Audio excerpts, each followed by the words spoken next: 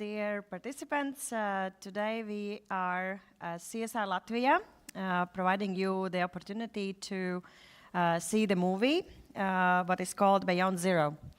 As an organization, we have been working with different sustainability and CSR issues, and one of who is driving our ideas and possibility to change is our members, and these are our legal members who are doing that. And these are our individual members, people who believe in their core about sustainability and corporate responsibility. And as an NGO, we are open to corporations, and anyone who joins us gets some piece of the knowledge and future insight about how the life will look for their business and how we can support them to move forward. And that's why we have 3 goals. One of the goals are we educate, we promote, and that's why this particular event was created. We want to promote sustainability and corporate responsibility as issue. Also, we do a lot of initiatives of change. The second target and goal for us is to work with legal acts and lobby for better regulation. And the third one, we support our members. And what we have done so far since 2013, I would say that we have reached 4 KPIs. One of them is we have created community that unites now 48 members and more than 100 responsible business ambassadors around Latvia. And we are doing that already for more than 10 years. And as I already mentioned today on the main stage, one of our, proud moments this year was we launched Zero Tolerance Against Corruption Business Integrity Initiative. And today we already have 20 corporate members that have publicly said they are not going to tolerate corruption. It means a lot when we think about if state-owned or municipality-owned companies are stating this in a board level. And the third one achievement for us is industry sustainability and how we can help industries to transition a better future for sustainability. And this concept is something that we will discuss today after the movie. And we'll talk about specific cases, challenges, and I'm sorry to say, fuck-ups. How this is not going to work, why it is not going to work, and what will work, and what we should do. So this will be discussion after the movie. And for achievement, what we can say we did it is we brought together Baltic stakeholders, academia, private sector, who are interested for changing economy from linear to circular. And we signed this memo in 18th of November. It was our Independence Day celebration, and we were very proud of that. And we joke that Baltic Corporation is some kind of a unicorn. Everybody's talking about it, but nobody has seen it, so we want to prove them wrong and provide the space where this corporation can flourish. To start this conversation or why we are talking about transition of business, and I think we have to ask 3 questions to ourselves and to understand if we are the ones who should change something or we are the ones who should consider business transformation, business model transformation. The first question, will it hit me? Will it hit me? It means that we should look at everything around us, regulation, mega trends, climate change, people movement, migration, all the big issues around us. Will it change? Will it push us to change the business model? The second question is, do I have a luxury of time to wait and mature my motivation to transform business model? And time is a new currency in this case. And when we talk about motivation and maturity, then I like to bring up my very famous slide from those who have seen what I have talked in universities or a responsible business ambassadorship program. This is motivation of sustainability and change for sustainability. And it's developed till stage number 5, transformation, by Oxford professor Visser. And it's like maturity of business. To understand what I mean by maturity, it's about the needs. Like Maslow pyramid. We understand that without that we have been fed, secure, and we have enough resources, and we know how to earn money, everything is fine. And after that, we can only think about some other values. And I have added the 6th level of maturity. It's called, do I have time to be mature and understand that resources actually will not be enough? It will be too expensive. And to survive in long term, like 20 years, 30 years, 50 years, I need to change my business model. So this survival mood is something that some industries are urged to think about today or even yesterday. Some industries are still waiting. So we have to be very clear if I have this time to be mature. The third question, what resource will not be available in the future or too expensive? What should I put back on Earth? And here I'm talking about sustainability as strategy perspective. It means that as sustainability professionals, one of the requests from the board or the investor or the owner is that please inform us about what good are we doing and maybe a little bit talk about risks or negative impact. And then what we do, we have a status quo.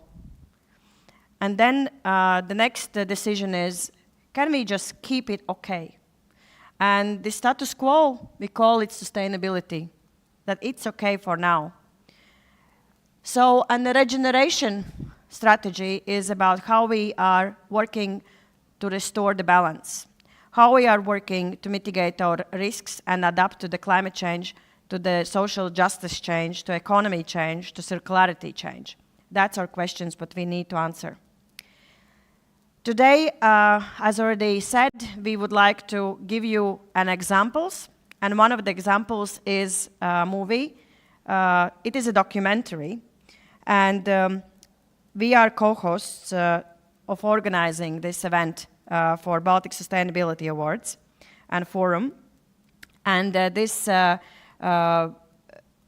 movie's partner is Sustainova, organization that promotes this particular documentary. And the beauty of this documentary is that we are talking about not only problems, but actually it's our chance to follow the journey, how not only owner and the board is thinking, because these are two different target audiences, but also how employees receive the news that we have to change. And this all event is possible, and you first time see this movie, and unfortunately, or fortunately, we're not going to be able to see it again for now. It's sponsored by La Flora. La Flora is a company that produces peat, that is working with peat. And as you can see, peat industry is peat industry. But they also will be part of discussion, and we'll talk about how peat industry will look tomorrow. And this is a very different industry, but it's still peat industry. So the only thing that can inspire us is those people who are walking the talk. So this is something that I will talk with you after the movie, and we can ask them questions as you are not, as you are here present. You will be having this chance to do it. So enjoy the movie, and see you back after that with discussion.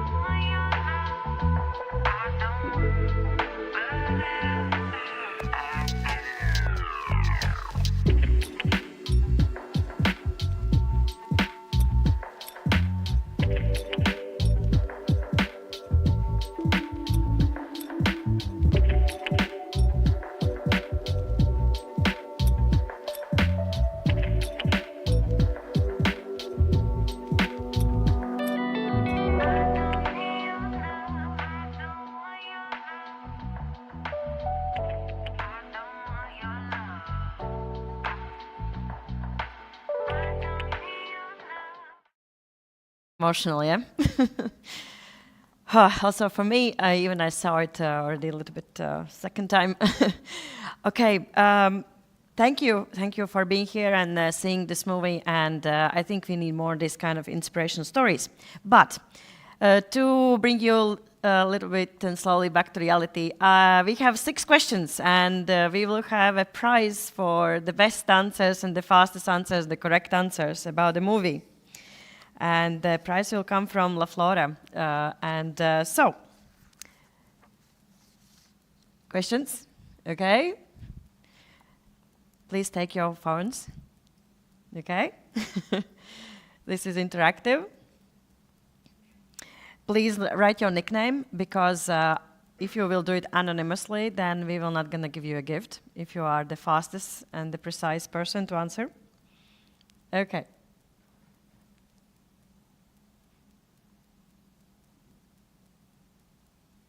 How can I get to the questions? While everybody checks in. Okay. Great. Everybody who wants to participate is in. Yes? Yes? Okay. So we go. The first question. Let's start easy. What does the company Interface manufacture?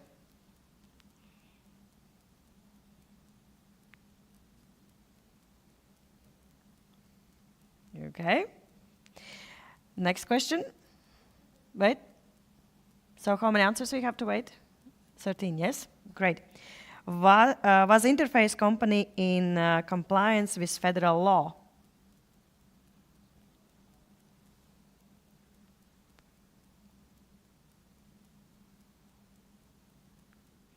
They were talking about compliance to environmental law. Okay.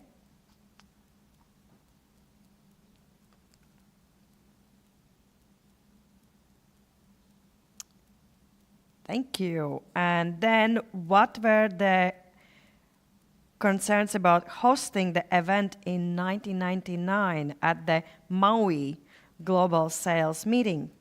So we have answers: reaction to poor business results, addressing sustainability when the resort is an example of waste and excess, and John Denver cannot sign well live, and the last one is about employees. So, okay, second one, no, but third one, fourth one is in what year was the goal of achieving a zero carbon footprint achieved?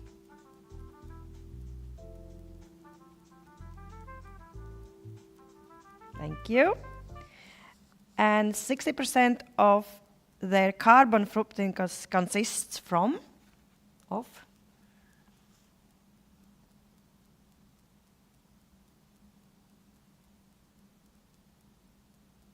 yarn, machines, smoking, brakes.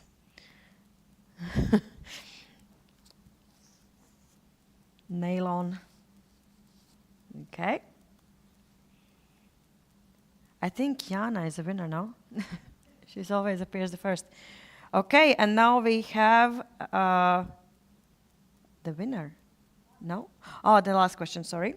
At the 2019 Global Summit, Interface highlighted the milestones achieved over the past 25 years, which were mentioned. Waste to landfill reduced 91%, factory water use reduced 88%, renewable electricity 100%, reduced greenhouse gas emissions 96%.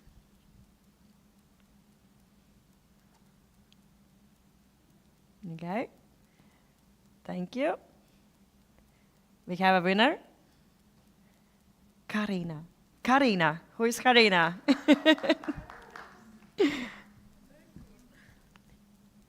Karina, Andris, no? Jana, I saw you, I saw Jana so much.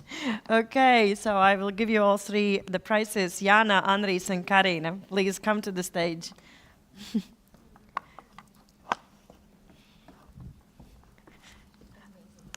Yeah. Please, to you. Thank you. Andris, it's so nice to see familiar faces. And the last but not least, please. So you open it, and you can. This is actually a peat, yeah. Correct, Sabina? Correct. It's a peat, and you can use it as a, something on your desk to put in pencils and everything. Please. One can capture of the carbon on your desk. Great, thank you very much. And now we will continue with our discussion. And discussion I would like to ask on a stage Sabina Alta, La Flora Development Director, Artur Severts, Amberg Beverage Group Acting CEO, Nora Pastore, Signet Bank, Sustainability Officer, Head of Development, and Katrin Bats-Rimi, Baltic, Corporate Responsibility Strategy and Development Manager in Baltics. Please take your seats. So, thank you for coming. We have an audience, and I think we will have enough time to also ask questions to you. So, listen carefully if you get all the answers from my questions, and then we continue. So, my first question is your reflections about what you saw. Like, how do you feel about this case? It was emotional for you. Yeah, I can start Practical. from here. Yeah, I watched it already a couple of evenings before, and I have to say that it was passionate. But as I am Estonian, I was also a bit cynical because it's American, and where everything is presented always a bit, more with balloons and one fire, Fireworks. Fireworks. So first impression was that, but still I think in the end I also was thinking like, it's good that I don't have to watch it here because maybe I am going to cry. So but just a couple of points. I was amazed about the connection with nature, and this is something what I think like how much the company actually can take business ideas from nature. I mean, how often we do that. So I guess this was like one insight for me. And also I realized how big impact just one activist, one person can have to the leaders. Because this was the first, when the movie started, the general director of this company said that the input came from just one person, like activist. So, and of course, that everything starts from leaders. Thank you.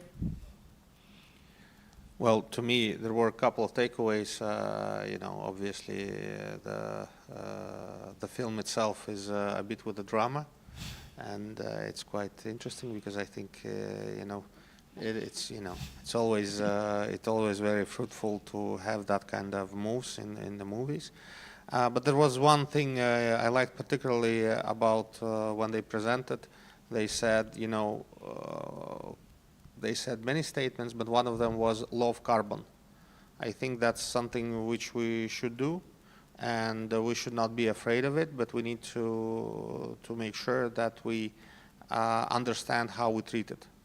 And I think I was quite passionate, and I was quite thinking to myself that this is probably the right thing to do. We don't need to be afraid of carbon. We don't need to be we don't need to say it's bad. It is within us. It's all around us, but we just need to treat it right. So that's my takeaway. Thank you. Okay, so I will follow. For me, this movie was absolutely brilliant, I think. I saw it for the first time, so yeah, there was everything, all the emotions and drama, and I actually think that we should have a bit of drama about this topic just to also get some emotions out of everyone. But as I said, I found it brilliant. I did take a lot of notes actually for me, for my everyday life. And also not like personal life, but also from my professional position that I do. And so one phrase that I think it was genius, like, no one gets it just because I get it. So that is something that I took for myself, a note, so that if I understand and I have a view on this topic, it doesn't mean that you understand the same. I also liked a lot about this position. You have to first understand the science, and then you can actually speak about it, about the emotions. Because I think that is probably a big part in what we see in public space about sustainability, is that there is a lot of emotions and not so much science behind those emotions. Yeah, so I think I could go on, but I will then move to the next speaker. Okay, thank you. I was watching it yesterday for first time, and I was actually sharing a tear, as I saw also in a public somebody. So my few takeaways, one will be maybe a bit funny, but two very practical. So pumping Wayne on the forehead, that's what we have with my boss on a daily basis. So, and practical things, internal change of the company, so engagement and education of personnel. This is where we come to at this point, and also measurement and data, because, in God we trust, but all others need to bring data. Thank you very much for this one. Yes, and our discussion today is focused on business transformation stories. And so that's why I would like to give you, I will start from that side and give first word to Sabine from La Flora to shortly introduce what is the transformation story and what is behind this story. It's a change of business model. Is it change of, do you know already how to do it, this transformation? And what was the driver? Do you have Ray in your company, or do you have any other drivers? Yes, so let's talk Pete. I don't know how many of you in audience knows what is Pete, actually. So from the one point of view, we are making world greener. From the other side, we are one of the biggest emitters in Latvia. And in this world we are living in, so for 10 years definitely now. We have Ray in our company. It's chairman of the board of La Flora. It's Uldis, but I'm bringing the inspiration, as to say. So, basically the active story of La Flora's transformation began in 2015. When we got the first birds singing that what we are doing is bad. And we were really surprised because we were thinking we are doing good things. We still do think that we do good things, but we are trying to do better, more, and as to say, if Green Deal, which came from European Commission, brought us a lot of regulations which concern us, then we start to build our strategy by changing business model to firstly renewables, and when we look at the strategy and how beautiful it is, we have to occasionally look at the results. And at this point, this year was a stepping stone for us when we signed the agreement, and we finally begin to build the wind park in our peat bog. So in less than 2 years, we will gonna have absolutely 100 green energy in our factory by producing our products.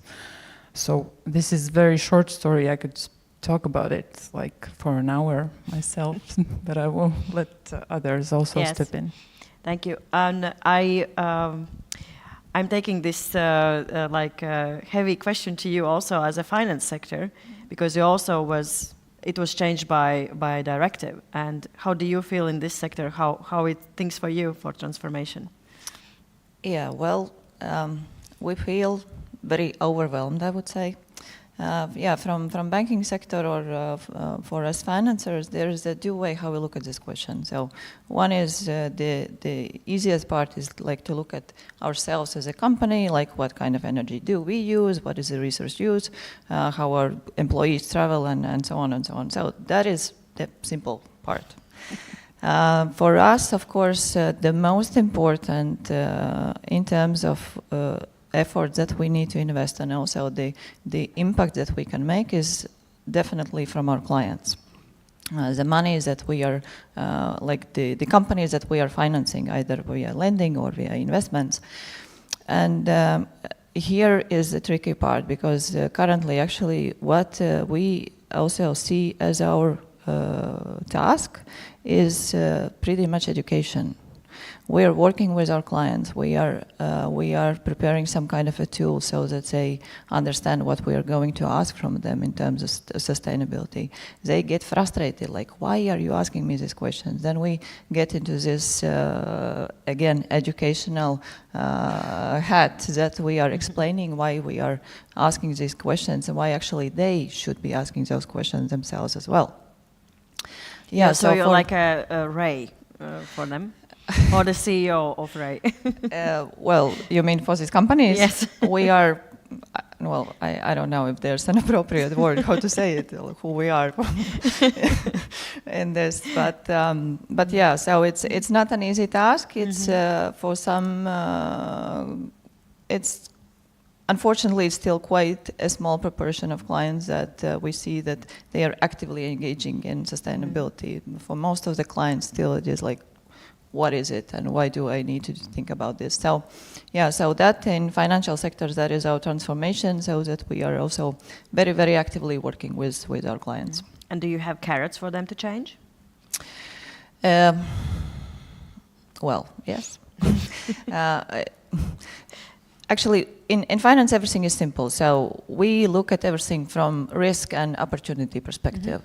And sustainability is also everything about risk and opportunity. So, and we look at our customers, and we see and evaluate what kind of risks related to sustainability as well they are exposed to.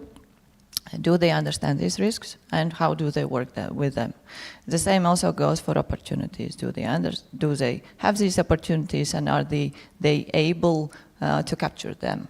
And that, of course, transforms also in the price of the financing that these customers can get. So more risk, higher financing price. Less risk, lower financing price. It's very simple. No rocket capitalism science. is not a big brainer. It's very simple. Yeah, it's very simple. Yeah, but sustainability gives us also different paths how we look at this money-making profit model. So, Arturs, I would give you a little bit frame. We have been discussing this matter like so many times and everything, and we agreed with you that there are three types of companies. Like one is believers, second one is followers who have understood their buy-in, and then there are skeptics who are not following or still waiting and trying to understand how it will work. So how do you see your business where you are working? Where are you? I would say that in any company there could be all three types of people, right? So it's all about the people. I would say that this question is might be very heavily emotional, and this is probably what we discussed when we said there are believers who just believe that this is the right thing to do. which is this. I guess there's nothing wrong with that, but as you know, colleagues mentioned here, there has to be science supporting that. So belief is good, but not enough. Skeptics I like because they all about science. There may be not so much, you know, following all the great slogans, but they want to see the evidence. And I think this is what is our job. We need to provide the evidence that these things are actually right. So rooting back to what the finance sector mentioned about that, you know, we would love to see decreased, you know, interest rates for the businesses who are greener. And I think that, you know, banking is a perfect example where this is really easy to do. In other businesses, it's much more difficult. Speaking about the sector I'm in, it's food and beverage. And there is another thing which I probably need to mention. So we are in the alcohol and spirit business. So, you know, our industry is considered to be, you know, having some questions around us. But I think that's okay. The fact that you are doing business in one sector or another doesn't prevent you from being good in other aspects. So I actually would say that probably this is one of the reasons why I got you know, passionate and involved about sustainability, is the fact that I am actually representing this sector. And I think that we need to be you know, double aware and double involved into this sustainability mode, just to make sure that we're doing the right thing from all angles.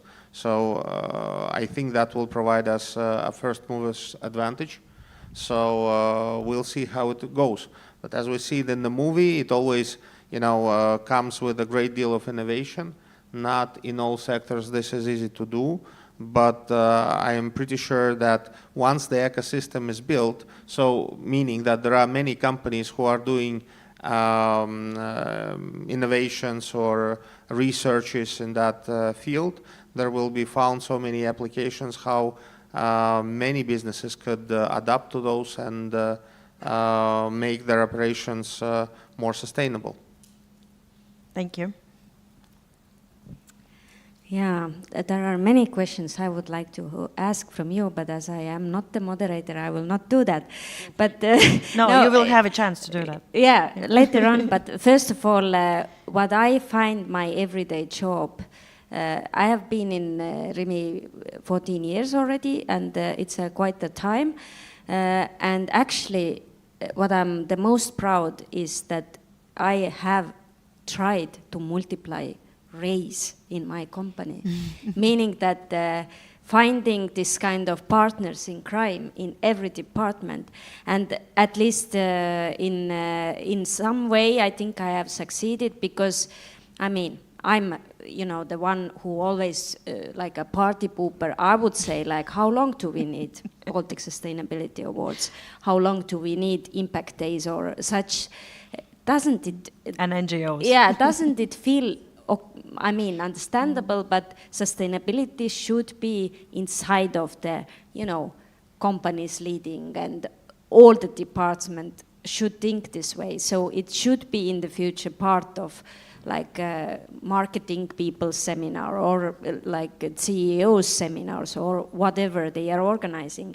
Meaning that currently we are looking at that this is the, you know, separate part. And until we do that, it's like it stays separate part. And we are happy to have CEO panel there and, you know, asking them, how do you do it? But in a way, we should integrate it inside of the business, that all the departments, every leader in the company is thinking how I am doing my certain task in this company and how I'm doing it sustainably and ethically. So this is, I think, the biggest challenge at least have been for me. And I think this is what Ray in the movie did as well. Like, you know, he was spreading this to all the departments. And you remember when there was this change of CEOs, what they were all thinking, like, oh my God, what is going to happen now? And how do we make the switch from sustainability seen as marketing tool, as being the part of business, like the way we are working. So this is, I think, the biggest challenge we have, and definitely we have had in Rimi as well. And different times and turbulence, trust me, I have seen in Rimi some years when everything is good, economy is growing, and then, you know, we can talk about the fancy stuff. And then when it's the hard times, then it's, okay, now let's cool it. Now we are doing just business which needs to bring the profit home. And I totally get it. And I think it's the way to think. And another challenge I have is always to bring home this kind of program or projects or whatever initiatives which have both profit in like win-win projects, meaning that there is sustainability aspects considered, but also how do we earn from it. Yeah, so do you have like a transformative case that you see that we did this correct, or we tried it but it didn't work in transformation process? Yeah, I mean, I was just coming from this big hall where Valdis Turlais, CEO of Rimi Latvia, was mentioning food waste, which is like big success have been for Rimi. But I remember correctly very well how we tried out this kind of packaging projects, reusable packaging project in Rimi Estonia. And we did the pilot half a year where we offered in kind of like reasonable choice for customers to get even cheaper option for like take a reusable cup for ready-made food. And anybody wants to guess how many people decided to go for a more expensive but convenient choice? Yeah, about 7. So this is how it is. So, but we tried, and now we know, and we are looking for better options. So everybody, welcome to offer some more convenient solutions. Thank you very much. So my next question is about who should start this transformation process. You said you are bringing in ideas and projects. Arthurs, who is starting the process of decision-making, for example, in your case, to change? Well, listen, in our case, it is a bit of difficulty, but also maybe a bit of opportunity, because I, as a manager in position, I can push some decisions down, but it doesn't work like that always, right? You need to have buy-in from the team. You need to make sure that people understand why are we doing this. And by the way, I just wanted to mention we also had a project when we launched a more sustainable product on the shelf, and they didn't fly. And I looked at, for the sake of interest, on other products, and the statistics is like this. It's 5 to 10% of people, of consumers, are ready to pay extra, and that extra is like, if you put 10% on top, right? It's not like double the price. So that shows you that there is a great deal of still learning and buy-in to be done within the society, because people have to understand that in the beginning, more sustainable solutions are likely to be much more expensive. And if the company is absorbing part of that cost on its side, there has to be a mutual commitment. So therefore, I think it's always good to hear that there are examples, and I'm pretty sure that over time these examples will be more successful. But there have to be a lot of work done around educating people and making them understand that okay, you might be buying or paying more for a product in the short run, but in the long run, this kind of initiatives will build the ecosystem. And this is, I think, what we need here in Latvia, in Baltics, that we have an ecosystem which actually fosters sustainable thinking and is able to provide the result over time. And if we look to the movie, It took how many years? 20 years, 30 years for them to deliver. It's not a quick journey. It's not like, subway. You go in one station and you exit on the station of sustainability. It doesn't work like that. It is a really hard work, and I think it's very important for everybody to understand that there has to be a common commitment. Common from what? From the companies? society, the from business, society? from policymakers, well, basically from everybody.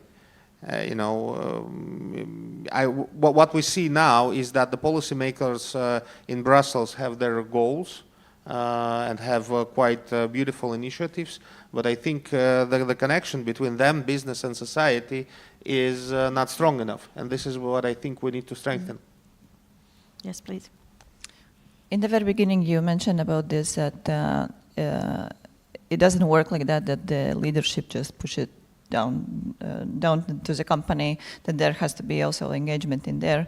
But I can definitely say that vice versa, it doesn't happen at all. So if there is no leadership, those middle managers, they can exercise whatever they want. It's not going to happen, or it's going to happen on that marketing PR levels that we were discussing previously. So yeah, definitely about who should be who should be initiating. It must come from the top. It's by no means. Otherwise, it doesn't work. And can I challenge a bit you? Yeah. Yes. Now is the second round. You Yeah. can challenge. So you were saying about these extra costs, and that there will be in implementing some kind of sustainability practices, and that customers also have to pay for that, which fine. But the question is why. So if you would decide to introduce some kind of a new machine that increases your productivity, would you also consider this cost as something that should be transformed to the customers? Well, as you know, the customers are paying for all the costs that the business has. So, of course, there's no other way. Yeah. But also, I guess my point was not about the cost per se. Yeah. It was more about, the differentiation. Yes. And explanation around what this cost accounts for. Yeah. So just what I wanted to ask is why businesses, and this is like really a question, it's not an argument, it's really a question for discussion's sake. So why do businesses consider sustainability costs? Because they are also actually about efficiency, about productivity, about innovations and everything. Why sustainability related costs are being considered something like out of ordinary business development? I don't think they are. I think they're not, and it's a question of perspective. So in the short term, of course, if you want to buy new machinery just for the sake of this being green, that's as a short term, that's an investment, right? But if you look at the longer run, you need to be thinking about, how this will look like in 10 years, in 20 years. And I think this is what we have seen in the movie, right? So, that investment didn't come, as in 1 year. But of course, if you try to push these costs to your consumers in 1 year, that would not work. So therefore, there has to be a common vision, and this is why I keep saying that this is important to have common understanding. The businesses need to be sure that the society, the understanding within the society, with financial institutions, with policymakers, with everybody, is going to go that way. Because otherwise, if somebody is going to derail the Green Deal, for example, and there will be a company who has invested heavily in this machinery, will have to maybe, be not so competitive. So this is not what we are looking for, and this is not what we're seeking, right? But there has to be a common commitment. Yeah, I totally agree to you. I'm just why I was saying this because I think also what you were mentioning about the society approval and understanding. This is a bit also on us to blame because that is also how we speak about sustainability. If we speak about sustainability as something like what is regulation, that is duties, that is obligation, mandation, and everything that is pushed somewhere from some kind of European Commission and everything, we are giving the very, very wrong perception about it. And that is something that I really encourage in all the times when I get a chance to speak about it. Let's speak about sustainability, what it actually is, about efficiency, about productivity, about innovation. Well, at least I truly believe it. if I may challenge you on this. So, you know, I think what you said about this having been pushed by the policymakers is the right point. But I think a couple of years ago we have been in a much worse situation when the old sustainability was all about PR, right? And everybody would have their advertisement on the sustainability just for the sake of, you know, growing the business. That doesn't help as well. To my mind, we are now in a much better situation. I get the point that we still need to improve, but I think it is a matter of time. But the regulation gives us a very good framework. And that will, so now, if you're, as a finance institution, would decide just to make an advertisement from your sustainability, that would not work in a couple of years' time. And you will be forced to disclose how many of your clients are actually getting the better rates because they're sustainable. And I'm very curious to see that report. Yeah, exactly. I think that's a very good point. Regulation was the first push that we all had to have. But now how we take it from this point, it's already on us, on everybody, on society, on businesses, on financiers and everybody. I am a true believer in that actually business can survive in every kind of regulation framework. So regulation can help, but I think the case what is represented by La Flora about the peat industry is the case about actually making business model in the future circular. That's the next thing after we are done with CO2, and that's a new normal. We are not even talking about it anymore. I think next conference will be about circularity all over it, because it's the only way how we actually can make a real impact. Next step. Yes, regarding who should be the Ray, as I already mentioned, and I agree with Nora, it should come from the bosses, so the board. And then you can make the dream team, which is now I'm struggling with, because in our case, we live in two different worlds. So one is my world, which is sustainability, regulations, all the taxonomy things, with financing, with the NGOs, work with the ministries and etc. And then there's another world in our factory, where is such a huge demand for peat in the world. Every year just getting bigger and bigger, and you cannot really understand where is this thing coming from, right? Because we actually live in survival mode for 5 years definitely, with all the regulations and what is coming for us. So basically closing of the sector. Still we are fighting, and I'm glad and I'm actually happy that my colleagues don't see the whole this other world and other part, that they see this only this good thing, that they are working. And that's why there's a lot of questions arising, for example, with finances in a company. Why should we do that? Why do we need to think about greenhouses when we extract peat and sell it to greenhouses? So it's hard to really explain to them that someday it might not work this way. Yeah, and talking about maybe costs of the product, I would say we are working with scientists, and that's the basically very good part of this demand of the peat, that we can pay it for ourselves, because finance institutions look at us not the best way, because we still don't know in which zone we are, but definitely not in a green one.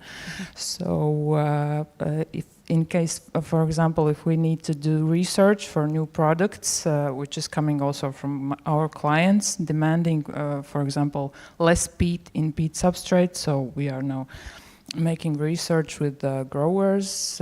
We put 30% of biomass and see how the plants feels in this. So because we are responsible also for our reputation and quality of the products. And one thing is that this product, if it's going to go in the market, it will cost 30% more. So this is one question which we are asking our clients: are you willing to pay more? And I was surprised actually that the most of them said, yeah, if we won't have other choice, we're gonna pay. So yeah, but there's a thing about quality still on the table. And maybe also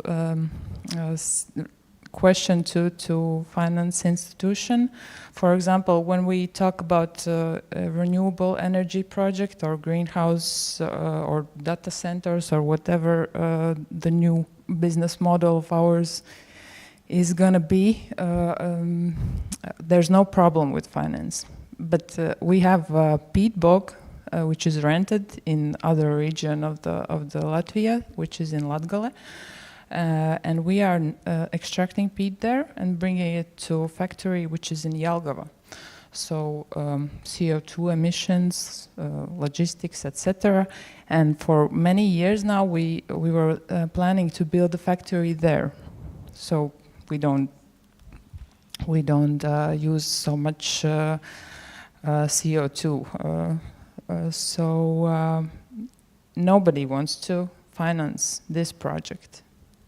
So yeah, maybe question for you, how do you see it? It's again, we are just putting you on spot, but maybe you have some ideas for the company. I can't comment on particular case of definitely because, well, yeah, I just heard about it.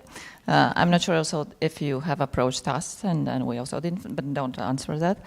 And but basically, well, yeah, as I mentioned previously, so we look at each project about financing. We look from risk and opportunities perspective. But we also companies has to understand. I think it was a couple of years ago when I was also participating in this. Event. After the panel discussion, one guy, he came up to me and he said, yeah, but we are so green, but still you don't, you look also, no, like the idea was, we are so green, why do you not finance us? Sustainability is just one of the factors that we are looking at, or not only us, like everybody in finance. And like it is the whole evaluation of the company, of the business, of the finances, of the management, of the reputation and sustainability and so on and so on. So it's like the whole spectrum. So yeah, and about this sustainability fields or restrictions, there are some financial industries which sector companies who have already said, yeah, by year this and that we're going to stop providing financing to particular sectors. Not everybody has yet done that, but I believe that it will be for most of the financial sectors that they will draw these lines. We have to understand that this is also not something that we just came up to like one day because out of nothing to do.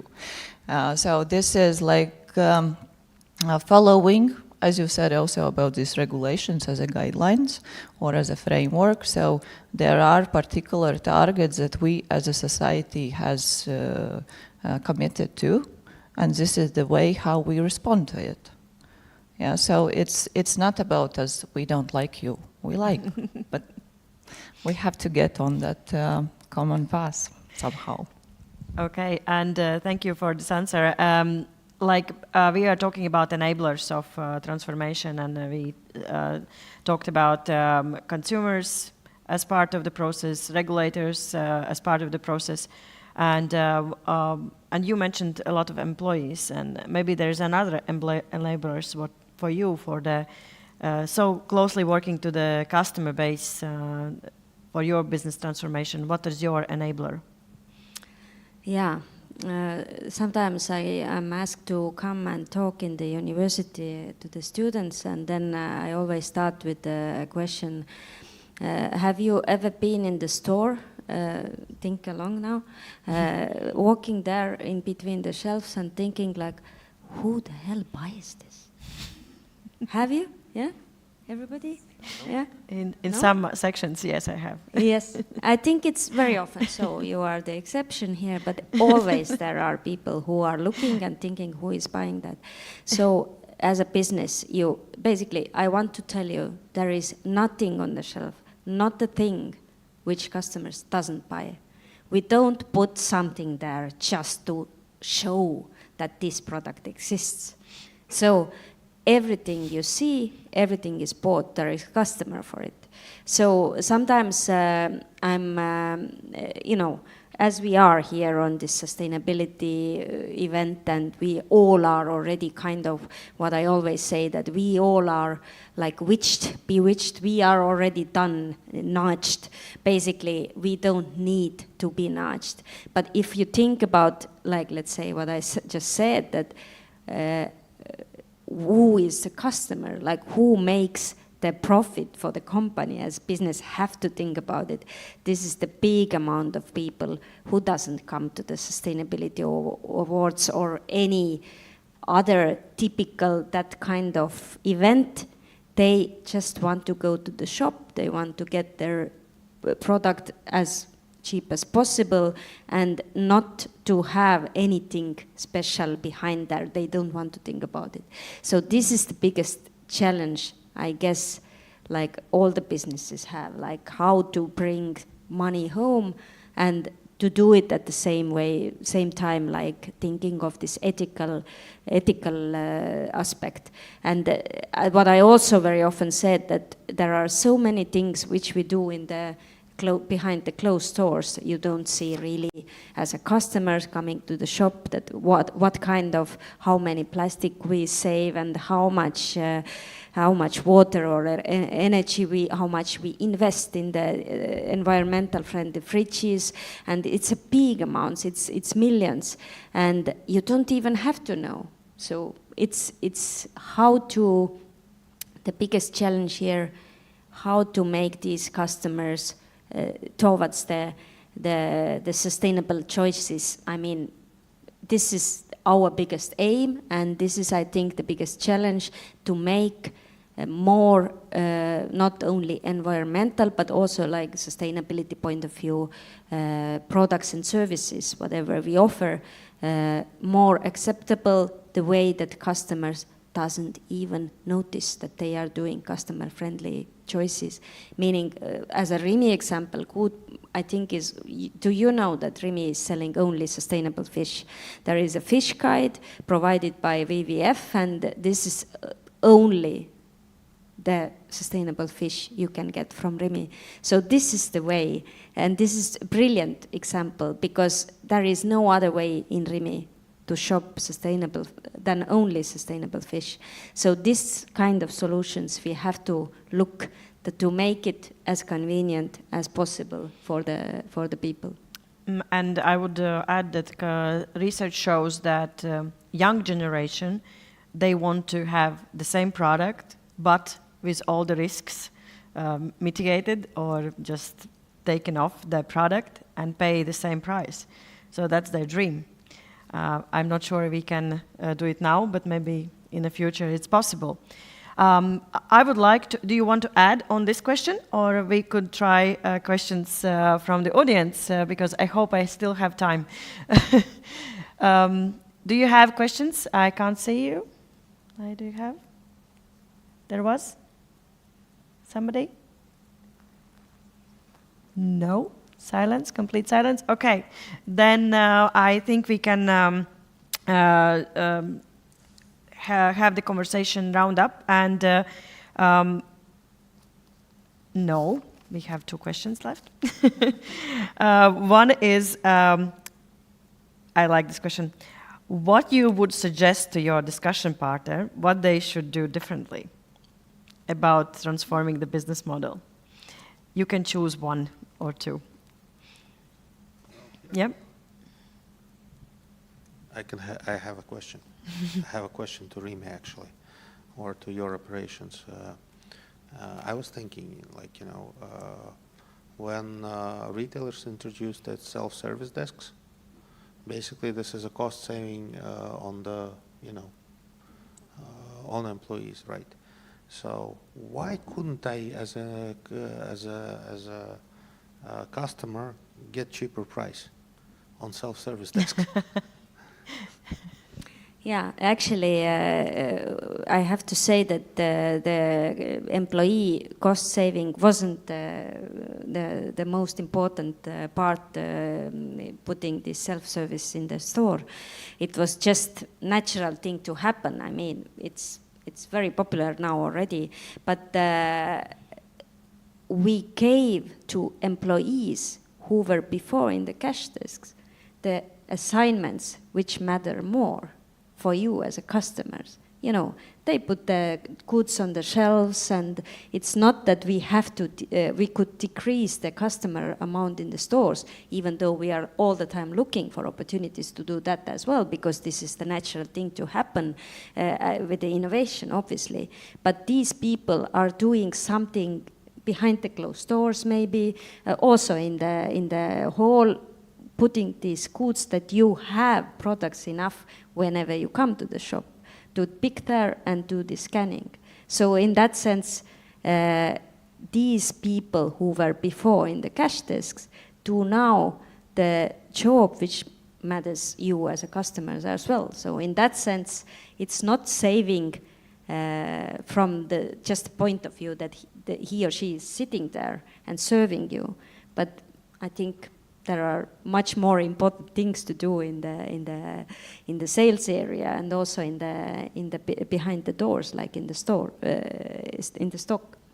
So this is why. This is a brilliant question and brilliant example, because sometimes when companies are doing some very good deed, their good action or change, they're not understood well, because the perception is wrong, or stereotype why you did it. And I have other examples also on my mind for some companies who did a huge job, made a PR about that, and it didn't happen. It was like a backslash of criticism. Thank you for this example. Can I still clarify some things? So the jobs that the cashiers are doing now were done by somebody in the past already, right? So either way you look at this, there is a cost saving. And I would like to challenge all the businesses actually by asking this question, that if you make an innovation that actually allows you to save cost, which is, by the way, a brilliant innovation. I love this, right? So why don't you, as a business, think of, passing on part of that, benefit to your customers and clients? And this is maybe not so much a question to, you as an example. I just used that because it came to my mind. So sorry for that. But because previously we have spoken about, okay, if it costs more, it costs more. You need to pass the cost. Why don't you also think about passing on the benefit? Rhetoric question, yeah. Okay. Okay, I challenge now you, which I had in my mind. We also in here a lot of talk about environment, but when we talk about the sustainability, it's ESG. I mean, there are many expressions already about that, but I am also in the board of CSR Estonia, and what I notice is very much companies who have big impact, either environment or social, want to be part of the CSR Estonia. I don't know if the case also in Latvia, but because they kind of need some proof, that we are sustainable. And it's not a secret that the alcohol beverages company has, I would say, very big impact on social part, meaning that actually we all know how big is the alcohol consumption in Baltics, and so I encourage companies also to think more about this S letter from this ESG, and especially for the companies like yours. So what is on that point what you are doing? Is there some initiatives, ideas, and how do you see you are running the company which actually causes some social impact, quite big actually, compared with European countries. In Baltics, the alcohol consumption is one of the highest. So have you thought about it? So first of all, of course we have, right? And this is kind of the reason why I'm here. So just because we're thinking about this and because we understand our social impact, we think that, you know, participating in sustainability movement is very crucial for us. And I think you're right. I think you're right. There are many companies which have, you know, significant social or otherwise impact. This is so true. But to my mind, this should not prevent us, or there should not be a stigma, right? If a company wants to be better by participating, we should encourage that. We should not be putting, you know, red flags on some industries or on some sectors and saying, no, we don't like you because you're bad. You know, let's talk about fuel companies, let's talk about other stuff. We can find so many examples. But I think this is crucial for these companies to be involved, because that way we can manage that impact. If they are, exactly. And therefore, I would encourage also in Estonia, as in Latvia, to involve all interested parties. And of course, you know, if you are doing a business that has zero social impact, of course you will not be interested. And this is right, that the companies with big social impact should participate first. So I would, you know, put this question the other way around. I would say that if the company wants to be better, we should encourage that. And that would give benefits to all of us. Thank you. And you will challenge each other. Maybe a reflection about what Arturs mentioned. We have this term well, peat is fossil, right? So we call ourselves fossil. Actually, we're not, but we have this term, do no significant harm. So as a reflection of what you mentioned, and actually to all of you, maybe this term and principle should be mentioned both in financial institutions, both in RIMI shelves, for example. When you, I don't know, maybe you mentioned fish, about fish, sustainable fish. Maybe you have also sustainable vegetables or something like this. Well, I hope I see in 5 years still vegetables which has been grown in peat substrates, so in RIMI shelves. So this is also the same principle. So no sector who's willing to transform shouldn't be left behind. So that's my reflection. Thank you. Thank you. So you previously asked about what we should, what we would like to suggest to each of us. I actually think that probably there is not much that we can suggest to each other, because if we are sitting here, like you were saying, so most probably we are already those persons that are kind of thinking about this topic, and that puts us in a better position than, I think, still a very large part of companies and part of societies that who do not still consider this question. So I would probably don't have any suggestion, just like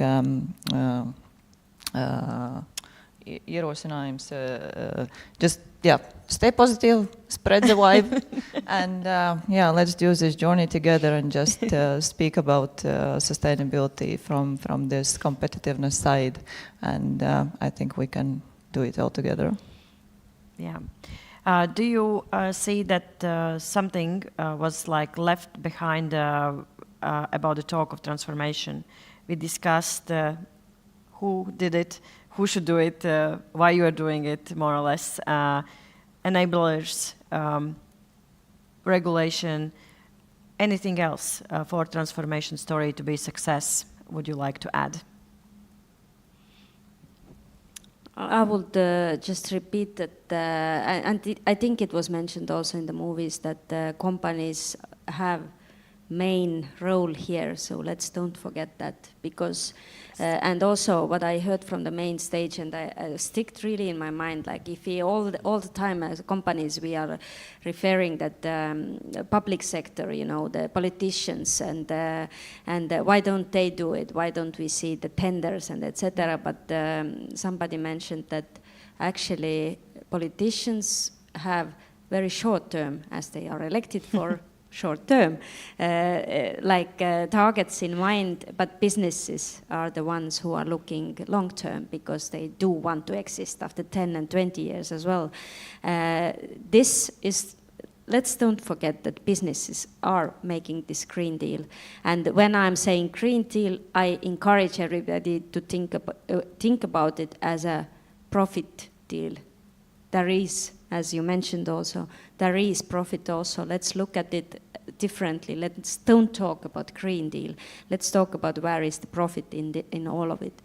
And also mentioned in the stage, which stuck in my mind, about SMEs, that small and medium companies have advantage here. So me, as a representative of big one, should remember that the smaller ones are more flexible. They can do it quicker. So it's actually really, really like competitive. We should look at this. I had never thought about it. So let's think about that as well, that the smaller ones and medium ones actually have advantage here because they are simply more flexible. So this is maybe my reflection. Thank you. I would like to highlight the role of the society. Because if I have been in the sustainable, field for quite some time. So when I looked the movie today, I was thinking, okay, from a business point of view, they didn't give any numbers, really, not, they said they had problems with business, but they have not really discovered what were the problems, how they fixed those, etc., etc. If I'm just, just as a society member, if I look at that beautiful movie, it seems like, it's like, you start to do the right thing and, suddenly pink unicorns appear from who knows where and everything's beautiful. It doesn't work like this in the real life. It really doesn't. So I would like to point out that the role of NGOs here is critical. I would like to say that as an NGO, you should be representing the society and help the consumers, the people, understand what does that actually means.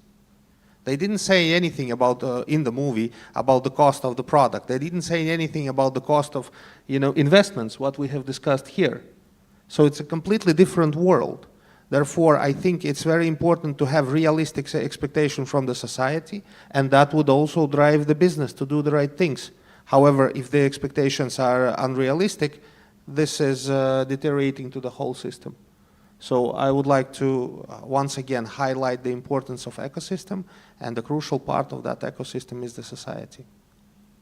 Thank you.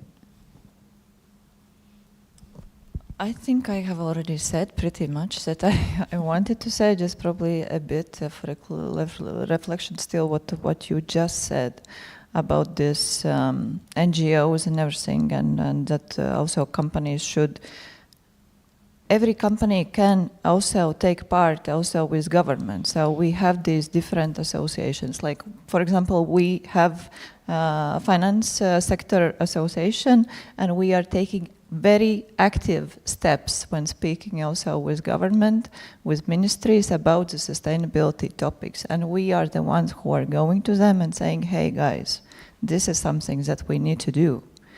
And that would also probably be my encouragement to everyone, not only to the speakers, but to every company, every citizen.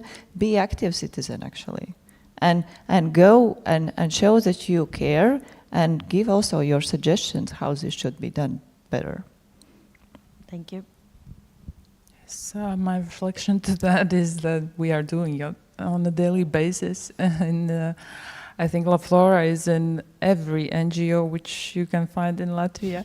But I'm very happy that we are working with CSR Latvia also on a sectoral basis by doing this sustainability memorandum. And I hope it will finally put our sector, our industry in one hand, because we are, it's hard to say, but very divided. So that's the reality, but I hope it will change. And of course, I will never stop saying that, at least if something will not change. Coordinated politics from policymakers, starting from EU, ending in Latvia, in national regulations. This is what we are missing. That's why we are in a panic mode. As I heard in OECD Green Transition Forum, the UN guy said, "Let's panic together." And I was like, yeah, we are doing this, but who makes the right decisions in a panic? That's the question. Exactly. Thank you very much for this fruitful discussion. I was very inspired. I hope you also. And the one thing what I would like to mention, CSI Latvia is, with encouragement with Foreign Investors Council in Latvia, we are pushing forward the policy. 5 main suggestions what needs to be done so that this transformation journey is new. And as we talked with Ministry of Climate and Energy, we said we need a new deal. And this new deal should be industry-based, and that we can reach our goals all together. So thank you very much for your attention. Thank you very much for audience who had found the time to choose this event, and thank you for that.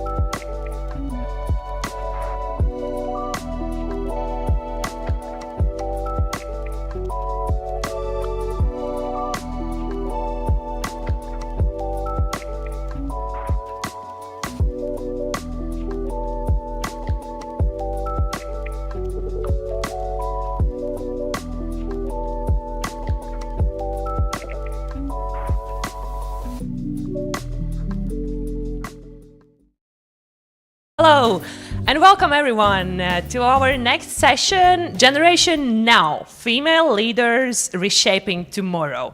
What we're going to have here is a keynote speech and a fireside chat with three amazing young, bright leaders that are going to shape our future.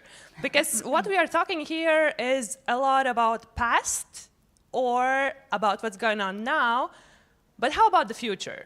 Everybody has those expectations that next generation will have it all, next generation will change the world and do all the things, but have we actually asked the next generation what they think? And how many young faces have you actually seen here? I think our panel will be the youngest of every single one of the participants of this great event, but it's good to have them here because what we need to think about is who will have this all on their shoulders. And are they what we think about them as employees or maybe as our new CEOs coming on board? And that is something that we will be focusing on. And first, I would love to introduce you to Aina Špaca, who is the CEO of Future Heroes. Future Heroes is facilitating the growth of next generation leaders. With applause, please.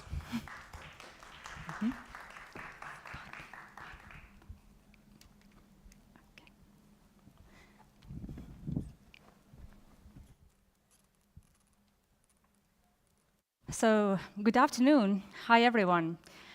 I really liked that in the previous speech, unicorns were mentioned. There was a pink unicorn. We will talk about white unicorns, and we will talk about from talks to action.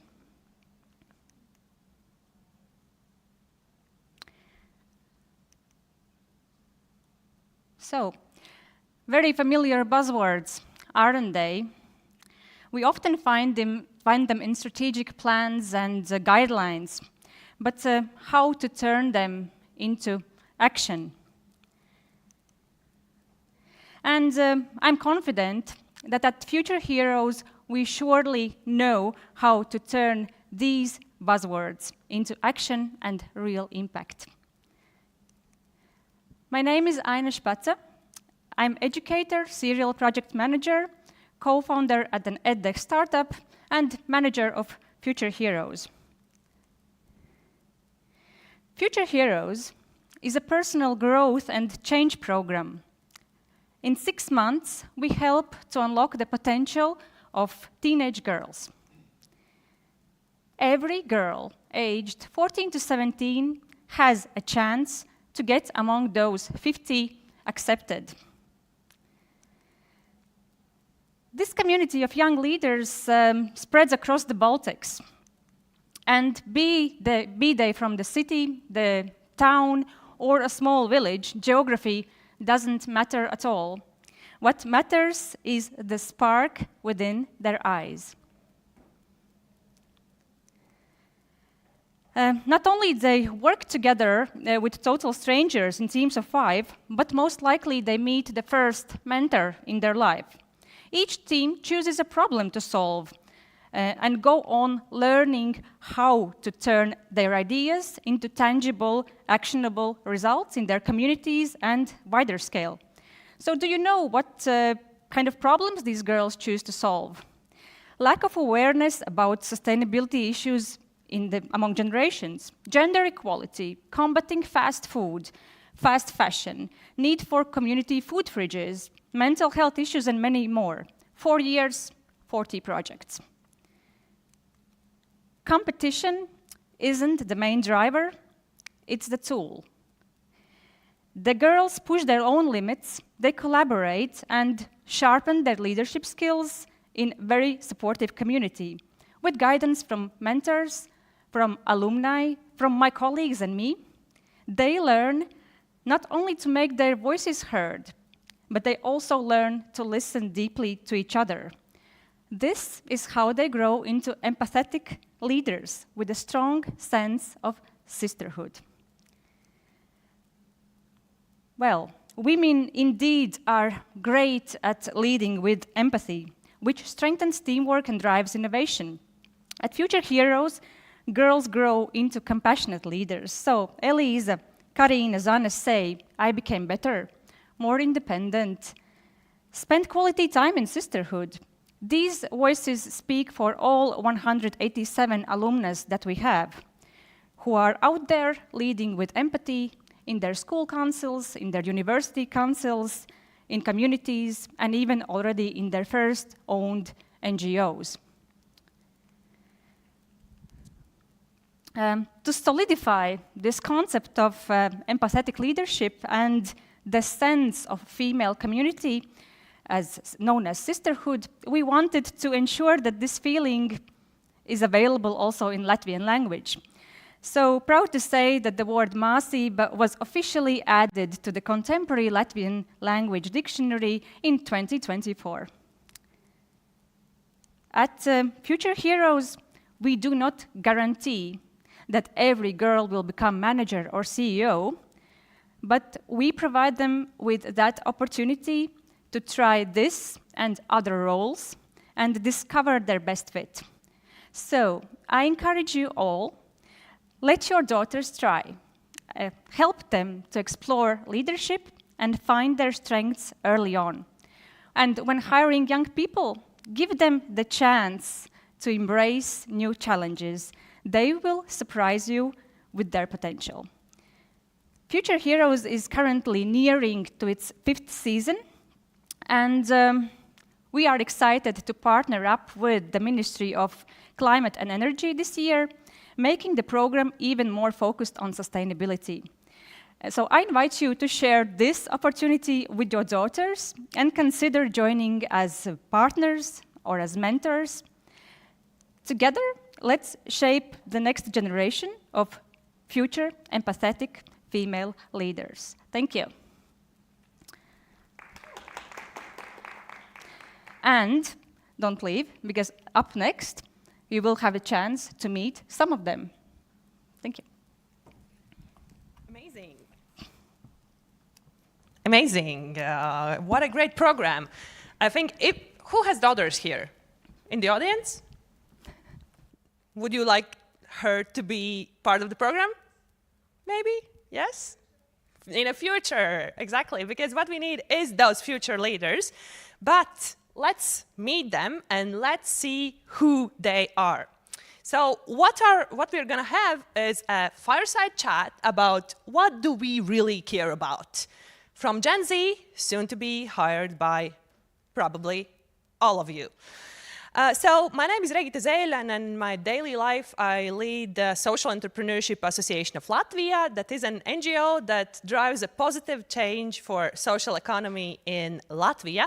And here on stage, I invite 3 amazing girls to join me. First on is Megija Mūrniece. Please welcome with applause. She's a school student, and she's, of course, Future Heroes alumna and co-founder of EcoFam, which is a family board game encouraging sustainable lifestyle. Next up is Elisa Iltnere, also school student and Future Heroes alumna, co-founder of EcoTilts, a hub for everything vegan and eco-friendly. Applause? Yes, thank you. And of course, Karina Krause, who is a Riga Business School student and also Future Heroes alumna and co-founder of Gold Award winner Future Heroes project Baltic without plastic. Applauses? Yes. Thanks. Great, girls. So nice to have you on board. What we're going to have a chat about is, of course, about you, who you are, and what do you really care about. But first off, could you pitch your ideas? So what did you work on Future Heroes, and what were your projects about? Megija, maybe you can start. Firstly, hello to everyone. I'm so grateful to be here with you. But the project, yeah. Me and my team, we developed a family board game called EcoFam, short for Eco Family. And its goal is to raise awareness about different ecological problems, as well as promoting a sustainable family lifestyle. Amazing. What was the impact? Oh, well, promoting a sustainable family lifestyle, because the questions are made to really encourage and like to make people like aware of the problems, and so the game does that with different prompting questions and practical tasks as well. Was it difficult to create something like that? Well, yes, because we are 4 girls and different. Each of us has different opinions and strong opinions. So really coming together and making the final product was a bit hard. But we had our mentor, so she helped us really much. Amazing. How about you, Elise? Yeah. Hello, everyone. So I developed my project on season 1 of Future Heroes. So that was 4 years ago. It has been a long time since then, and we developed a hub, I would say, and a social media platform where we promote vegan and eco-friendly small Latvian businesses. So we targeted many kind of these fields. Yeah, and we promoted them to promote that lifestyle. It was very important to me at that time. I was vegan, and I tried to stick to an eco-friendly lifestyle. So that's where the inspiration came from for this project. Is it still existing after 4 years? We still have the social media for it, so Facebook, Instagram. Unfortunately, we also did develop a website, but it's not active, so yeah. But do you still communicate with the team? Unfortunately, I do not. Years have passed, but I still remember about them. Sometimes I meet them, but we unfortunately do not communicate. But you've been part of the Future Heroes family, so to say, for many years. What has been your motivation to do so? The program has given me so much, so many crucial skills, and it has shaped my future for the better. I cannot imagine, I wouldn't be here, for example, if it wasn't for Future Heroes. It has so many skills, you develop so many skills, even like public speech and just how to communicate with people. I think that has been my main gain as being part of Future Heroes. I just know how to communicate with people, and it has developed me as a person, and I wouldn't be me without Future Heroes. Oh, that's cute. How about you, Karina? So our project was called Baltic Without Plastic, and we created social media posts and podcasts educating people in the Baltic states about the pollution and especially plastic pollution in the Baltic Sea. So how is it going? Is it possible to have Baltics without plastic? No, there's lots of plastic in the sea, and it's still continuing. And Baltic Sea is one of the most dead seas in the world. So yeah, but the project, well, we do not participate in it anymore. But we have podcasts on Spotify if you want to listen to them, and social media posts. Amazing. Maybe all of you can share like what has been your main learning throughout the program. What have you learned? Like one thing. Maggie, you can start. Well, for me personally, there's different, obviously, the skills that I teach you in workshops, but maybe the value of teamwork, because I'm like kind of an independent person, and usually in schools I like do the work in teams, but this project really like showed the value and how much you can achieve with a team, and it showed me that it changed my perspective on teamwork and showed me what it can lead to. Yeah. I already mentioned one of the main gains from it, that is communication, but also one thing that I value a lot is that I could be the leader of my team while developing the project, and I am a natural leader, so it suits me very well. In this program, I could develop that skill even further. Maybe before the program, I didn't know I had it as much, but this has been a chance to develop it even further, and I'm glad that I had this experience, and I still use this skill very much today, and it helps me in everyday life, in school, and in a lot of places also.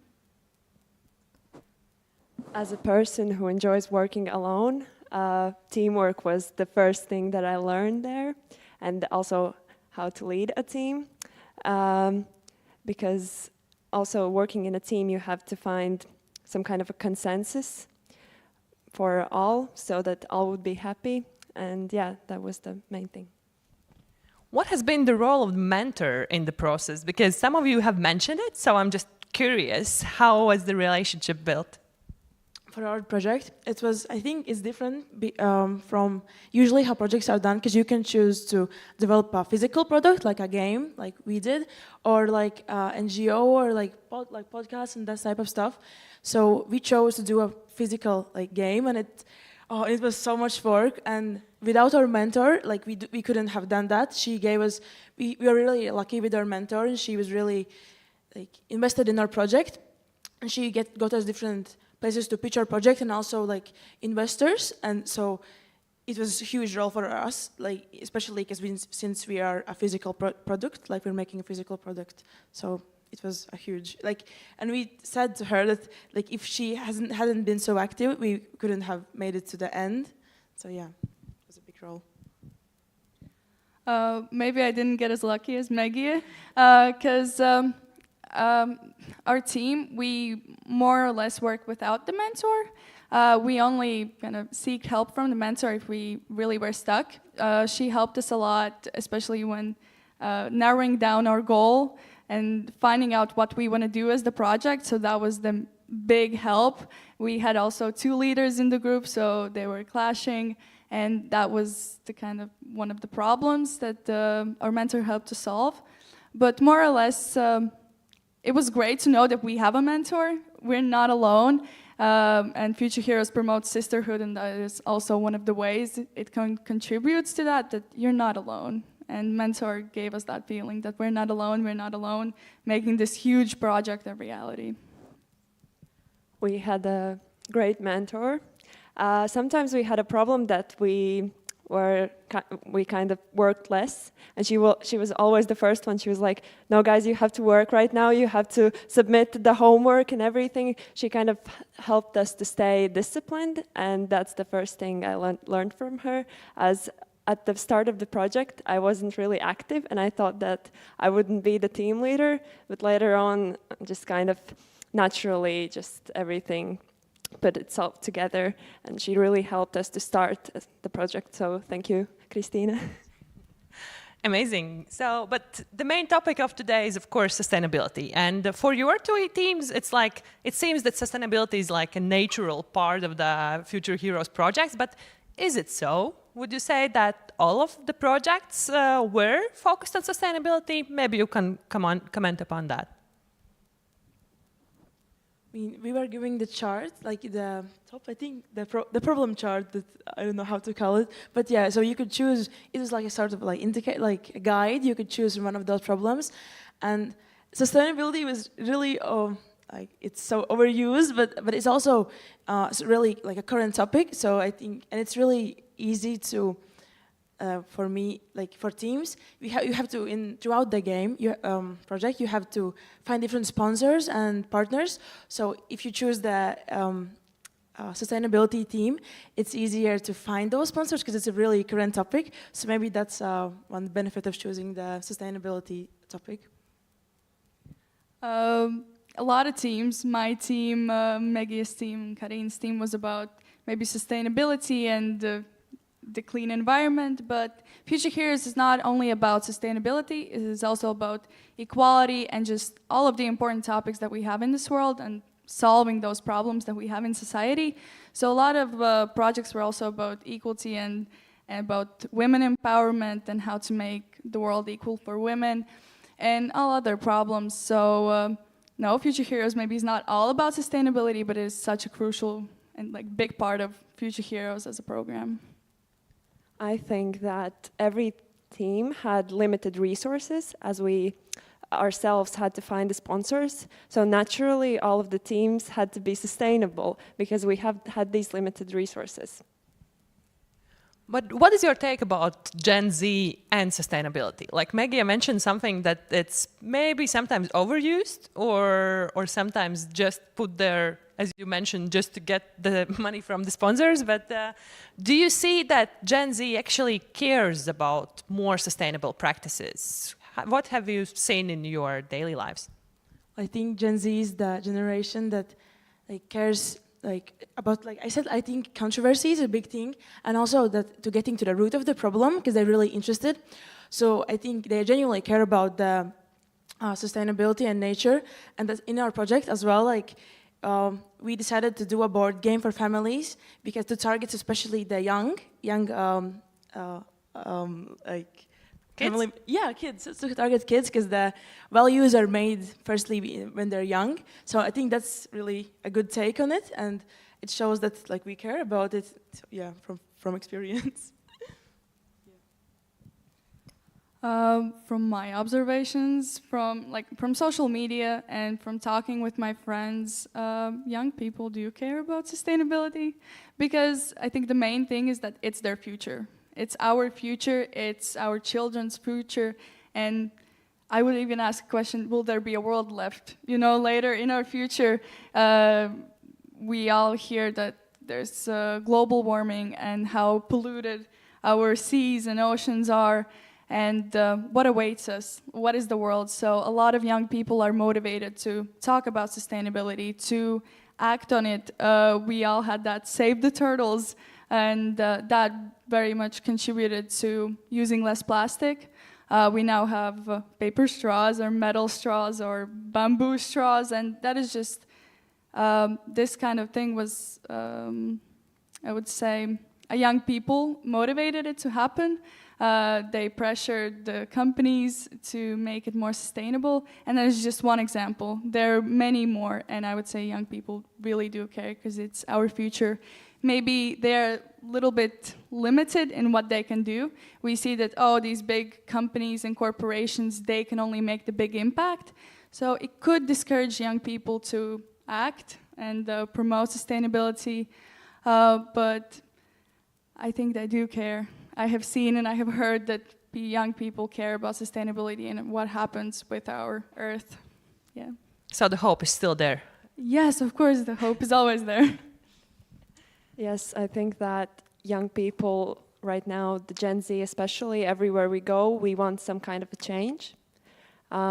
We want to change our ways of thinking or ways of doing some things, and I think that sustainability also in my university, it's a pretty large topic, and I have not met any young person who has not heard what sustainability is and is not interested in how to like leave smaller footprint. Yeah. You mentioned an important topic about Gen Z that wherever you go, you want to change. How does it come together with those large companies that sometimes are, you know, a bit conservative or not really ready for so radical change? What's your take about the Gen Z as employees? Gen Z is definitely different from other generations, in my opinion, because in my experience also, in a company there is some kind of always like a kind of strategy they have used for years, you know, a way of doing things. And when, in my experience, in my friend's experience, when we come to like internship or some kind of work, we think of new ways of doing something else. And we have kind of different thinking from others. And sometimes the employers, they don't really understand us and they don't want to let us do our thing. But I think that employers should definitely let us do some things a different way. Yeah, and that's yeah. Thank you. Elise, do you have a take on that? I agree everything with Karin that she said, that young people want change. We seek change everywhere we see it. Also, I think one characteristic that Gen Z have in this young generation is creativity. We want not only change, but maybe something new, something different, how to change what is already here. And you previously mentioned about big companies and that maybe don't want to change so much, and now we have this young generation coming in. I think maybe big companies are going to be pressured into changing eventually, or to meet the demand of young people. Young people will want that, and we will, big companies will have to meet the demand. So yeah, but I think it's all about openness, because if we want something better, something has to change. And maybe this young generation, Gen Z, comes with risks, kind of this creativity and wanting change. It can come with risks. Some things could fail, but some things could really succeed, and that is the most important thing is being open and also evaluating the risk versus reward that comes with Gen Z and their new ideas and wanting the change. But I think ultimately it's for the best. Yeah. You mentioned the pressure, and I think like that's why maybe companies are hesitant to like, or maybe a bit scared of Gen Z because they bring the change. And I think through social media, like TikTok, the digital platforms, like you said, that they pressure us and they have the power. Like people saw it and they, I think, became a bit scared. And like when they saw the power that we could like bring through like social media, they saw it and became a bit hesitant and for the change. Yeah. So I think that's why maybe they're more hesitant when they see that we could actually bring the change. So what is your suggestion for the CEOs in the room? What should they do when they employ Gen Z? They should embrace it because since we are so I don't know, like able to work in the digital like age and through social media, they can use it like as a leverage, and we want to do it. I know a lot of people who want to do it, and in my job, I worked at a cafeteria and just like to selling ice cream. But then the owner approached me and like asked if I want to make TikToks, and yeah, I was so happy to do it. Like I did it with my friends anyway, so you know I can sort of combine it and like get like out of like a bit money out of it, you know. So that's really nice that the bosses, the leaders are like wanting us, like they want to use us. So that's nice, yeah, that they are active. Yeah, from my experience with employers or even with teachers, they underestimate what Gen Z can do. I think, yeah, obviously there's this, not even a myth or a bias that Gen Z is on their phones, and or maybe they only care about themselves or other such, I don't know, dogmas even, I would say. But yeah, as I said previously, it's important to be open. And it can be scary, I think, for the employers. It's something new, it's something unproven, and something different. So of course it can be scary, but it's important to be open, and it's important to trust the new generation that they know, they're smart, they can think, and they can bring something awesome. I completely agree with Maggie and Elisa, but also I wanted to say that even if the employer or you do not understand what we want to do and how we want to do it, just let us do it, and we will show you. We will show you that we can do it, but just in the other way of thinking. Amazing. You touched upon the stereotypes about Gen Z, and this morning I asked ChatGPT, like, what are the common stereotypes about Gen Z? And what I got was that, and maybe, like, I will read it out, and then you can just say your thoughts about it. Over-dependent on technology. You can say yes or no. Definitely. Definitely? It depends. Okay. Socially progressive. Okay. Maybe in America more than in Latvia. Probably. Lacking patience. Yes, maybe. I think they're so eager to just run. Everything needs to be done right now, here, and so maybe they're rushing always. Maybe not the lack of patience, but just rushing always. I think it's from TikTok because we have the short attention span. We have new video like every minute, and I think that's why we have maybe this. Okay, individualistic but community-oriented. From experience, if you have never worked in a team, and lots of my classmates were really introverted, I think that these, like in Gen Z, you can see that we sit on our phones, lots of our time we spend there, and it kind of like restricts us from become like getting some new friends or communicating. And yes, we are, I think, in some way maybe resistant to like not going to be social if we have not participated in like. That's why Future Heroes has given me so much, because that was the first place where I kind of tried to be extroverted. Did it go well? Yeah, it really improved my social skills, I would say. But so maybe we can kind of get more discussion here. So Gen Z, more individualistic or team workers?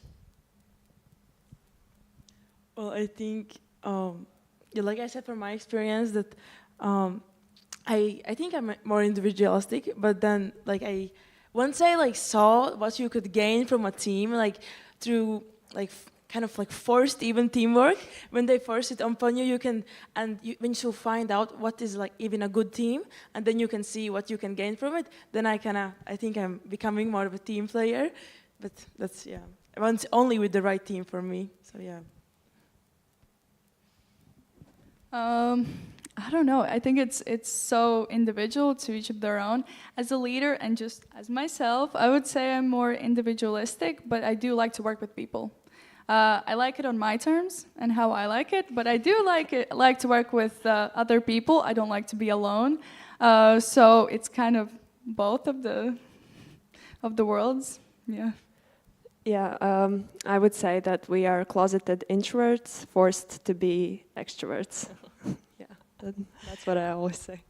Okay, great. And the last one that ChatGPT told me was skeptical but optimistic. Would you agree?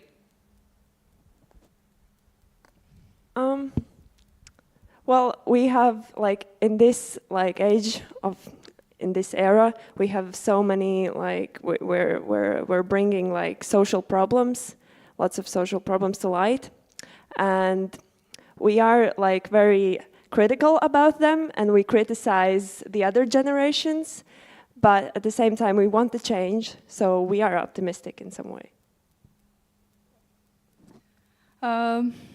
Skeptical but optimistic. Really hard for me to tell which one, because I hear a lot of pessimism, a lot of negative talk that everything is bad, everything is wrong, and nothing seems to go right, and that the world is moving maybe backwards or for the worse. So is Gen Z skeptical but optimistic? I've heard a lot of pessimism. Yeah, there's obviously individuals who are very optimistic. A lot of people who are, yeah, a lot of people. What was the word? Skepticism. Yes, a lot of people who kind of go in that field. Yeah, but from my experience, I've heard a lot of pessimism. But that's also Latvian nature. So. No, maybe it's the world that I surround myself in, social media, that I hear a lot of pessimism, but it's not only Latvia. I think Latvian people can also look at the positive a lot of times, and yeah. Previously we had the talk that, there's still hope, so. Oh yeah, of course there's hope. Just because a lot of people are pessimistic doesn't mean there's no hope. They just look at it, or like give to the world this bad kind of aura and feeling that everything's bad, but deep inside, obviously, there's hope. And maybe that pessimism, I don't know, especially for me, maybe the bad things motivate to change, bad things motivate to take action, to turn things for the better. I think that since we are so aware, our generation is really aware of problems happening in our world and ourselves, then that's why, like, if you're aware, there's just a lot of things that are bad and like sad in our world. That's why I think we are so skeptical, because we are just like seeing the state of the world. How could we not be, seeing the things that's happening in our world? But I think also because we have these new like internet and stuff, we have so many resources, and we have found like there's a lot of videos on YouTube or social media, like how to get out of like depression, or just like so many encouraging motivational videos. Like we have the knowledge, and it is on the platforms. We just don't.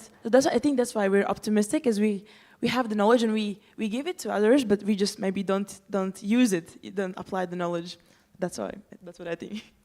Yeah, and I think every crisis is also an opportunity to act. And what I admire in you is that you have actually taken the steps and you have acted upon different issues. And how do you see the future? Like, how do you see your future? Will you be a next CEO or employee? Maybe you can tell us more and give us some hope for the better future.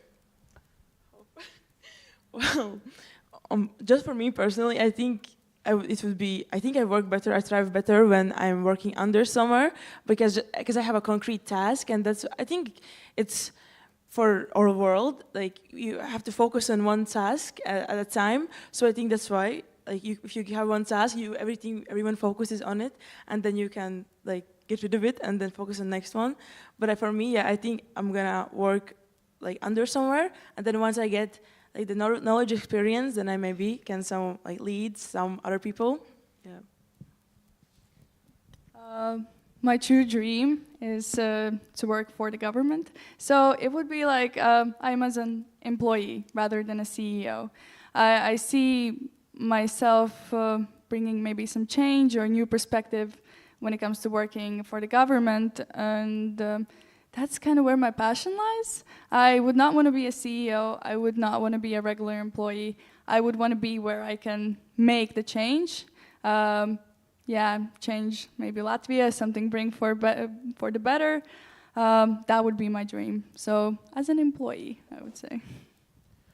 As a person who does not enjoy routine, I would like to work with different projects and maybe in some company working as a project manager.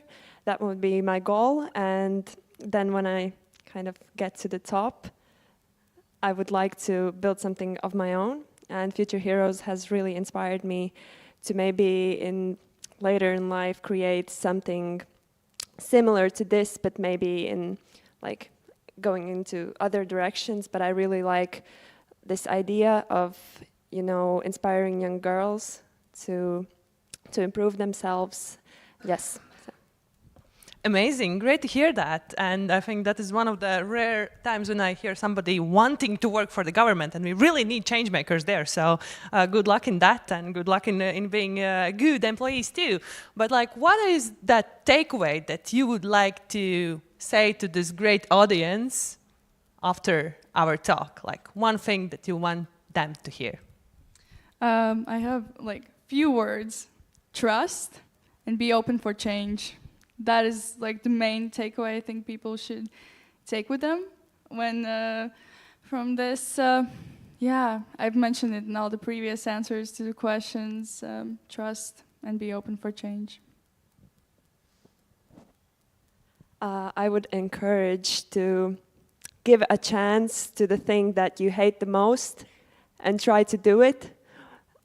If it does not work out, it's okay, but sometimes the things that we think we are not for ourselves actually are maybe the best for ourselves. I try to think what I can say, like to add to them, but I kept thinking about the change that in the previous the panel, like they said the change, like at the top there's the change happening, but I think I just kept thinking about this, that no, like in everyday life, and also like by us choosing maybe not to work, like not to be the employer, that being the employee, that doesn't mean that we don't like want change. I think it's even like better everyday life, because you can change, like if you change everyday things, you eventually like change everything. So I think maybe that's the goal, like maybe for people to bring the change, that you can bring change in different ways. So you could just have to find your own, like a place where you can make the change the best. Amazing. Be the change makers every day. I think that is very motivating and very hopeful for the future. So to wrap up, what I have written down is a bit about the risks of having Gen Z as employees, but of course giving them a chance to show what they can do, and trusting them as employees, because they have so much that we can use if we use it in the right way. I have something about the digital, about also this like pressure to change, and I think that it comes together with what you just said, that sometimes change comes from the ground and coming up. So let's see how it goes. Let's hope for this bright future and less pessimism here. So thank you so much for joining, and have an amazing day. Thanks, girls, and keep being the future heroes.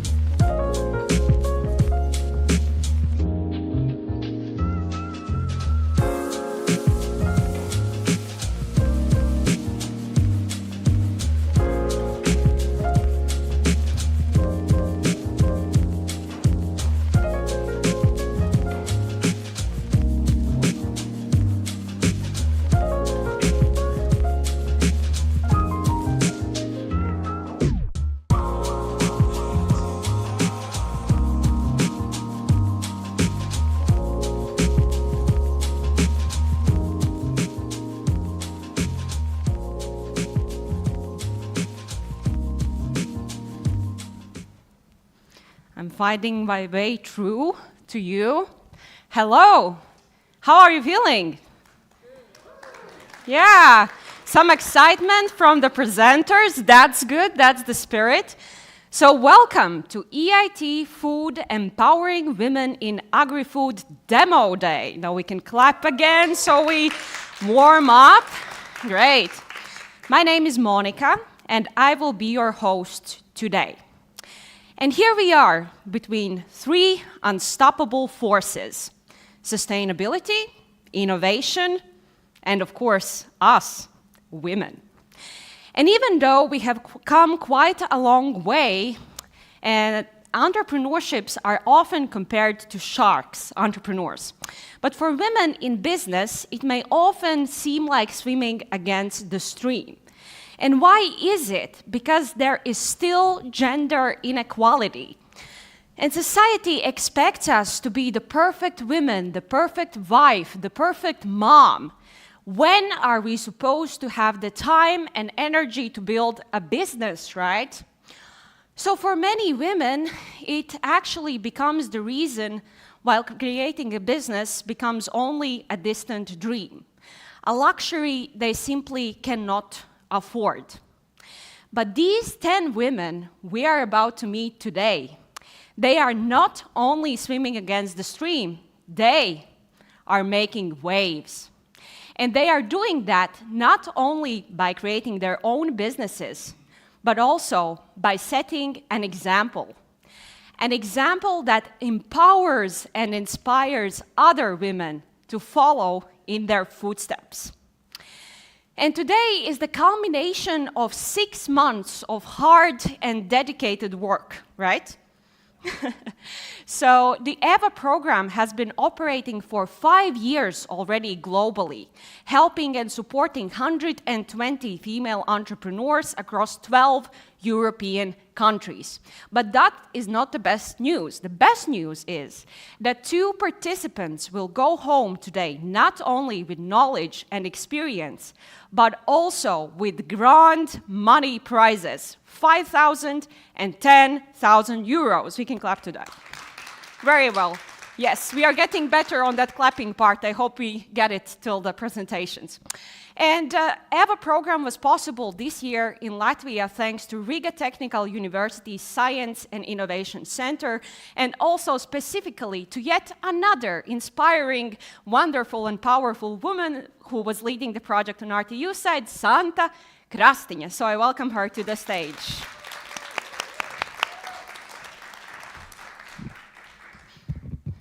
Thank you, Monica, for a wonderful beginning of this event. Yes, as mentioned, I'm Santa Krastinja, and I have been together with these 10 female for all the 6 months, and it was my honor. Just to say that we have gathered today to celebrate transformation, sustainability, and change. And there is a saying that if you want to have change, you need to take action. If you want to have a change, you need to look for responsibility and the result. But if you don't take action, you are not part of result and you're not part of change. It just brings you with the flow. So those 10 female has decided that they want to be the ones who are making changes, that they want to be the ones who will transform their future. Deciding that they would like to become entrepreneurs, or they want to be better entrepreneurs. We as RTU, Riga Technical University, we are a space, a hub for innovation. We are a space for people who want to be empowered, who are willing to be change makers. And that's why we have different programs and initiatives to welcome all of that. And besides that, I wanted to say that we also are bringing different people together to make collaborations. So we look outside of our university for cooperation. And that is one of the strengths. Talking about female, in RTU we have 40% scientists and female scientists, and out of 4 vice rectors, 2 are female. And we are, as University for Diversity and Inclusion. And that's why I want to clap big applause for all those great women nowadays who are stepping outside of their comfort zone, who are stepping outside of their daily life to make change in their life, but also for the wider society. Let's clap for all of them. And lastly, I wanted to say I had an honor for, as at the beginning I said, for 6 months to be together with those wonderful women, wonderful human beings. And now you will hear their stories. Now you will hear what they have developed. And as Monica said, 2 will go home with a financial support to develop their entrepreneurship. But I hope and I wish that all of them go home with friendships, with new knowledge, with experience, and also new possibilities to be change makers and to be someone who is making an impact. Thank you. Thank you, Santa. Thank you also for making this possible so that we have the opportunity in Latvia to be a part of the EVA program. But we are continuing with our guest of honor, who will share valuable insights about the role of women in food systems transformation. So I invite EIT Food Chief Brand Officer Saskia Neuten.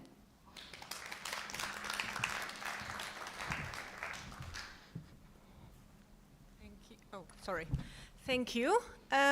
Welcome all, and thank you for having me here today. It's also an honor to be here today, to see you here, to see 10 finalists here with all exciting and innovative ideas. Yes, my name is Saskia Neuten. I work for EIT Food. And maybe some of you do not know us yet. EIT Food is an innovation community supported by the European Commission. We focus, like our name says, on food, and we focus on food system transformation. We are working together with partners, together with all kinds of actors from the food system in transforming our current food system to a new and healthy, inclusive, and sustainable food system. We do that by focusing on 3 missions: healthy lives through nutrition, net zero food system, and the 3rd one, a fair and resilient food system. And like I said, inclusive food systems is very important. And that's also why we invest in programs like EWA, but also in other programs that are focusing on female entrepreneurship, like Supernovas.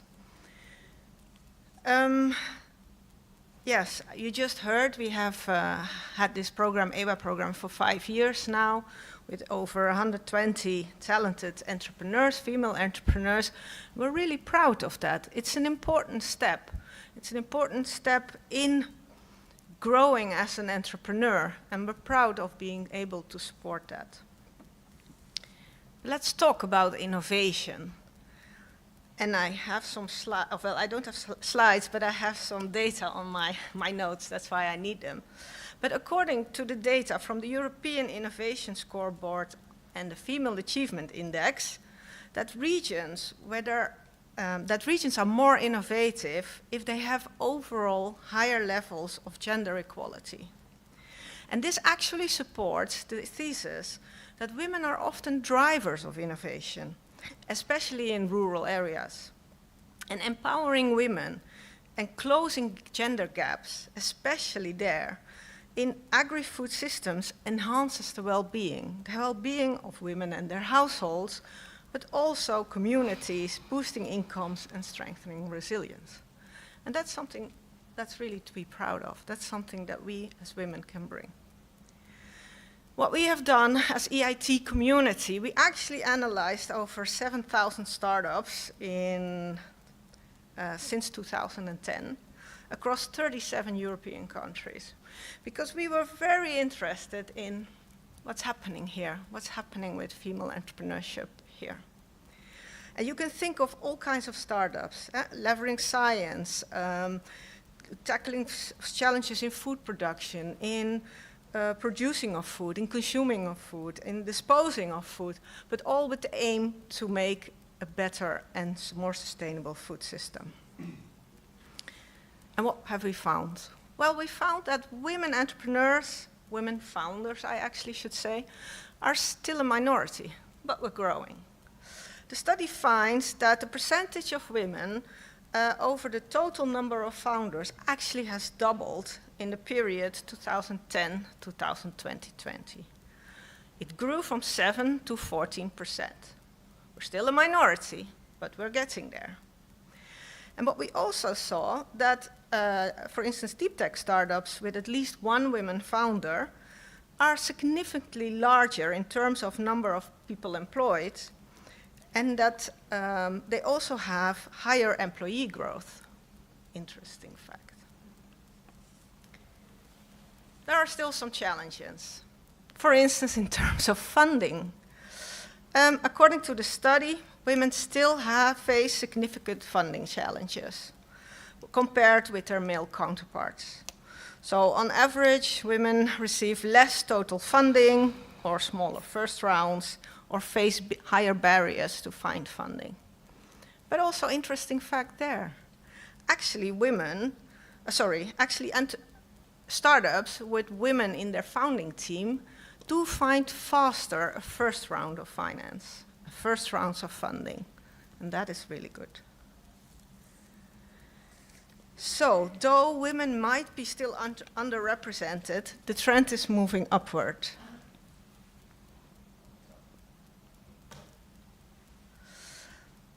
And that brings me back to EWA. EWA is really dedicated to equipping women entrepreneurs in the agri-food sector with the tools they need to thrive, to help in the start of your startup, to help with you growing as an entrepreneur, to help you growing your business. And a lot has happened already.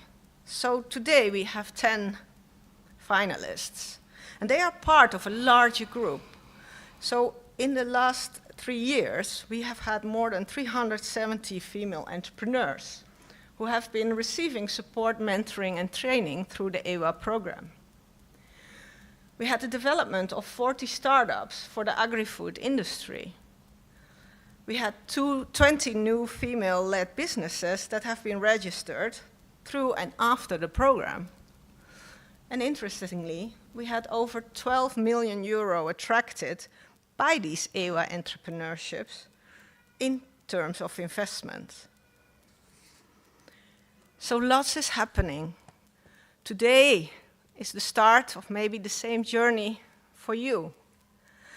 So I think I will leave it at this, because everybody actually only wants to hear from you, our finalists here today. So I wish you lots of success, and let the best ideas win today. Thank you. Thank you, thank you, thank you, Saskia. Please wait. Here's a gift from RTU.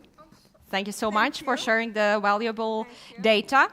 It's good that the trend is going upward. More women are taking over the wheel. And now we will transition to the main event of today, the pitching. Are you nervous?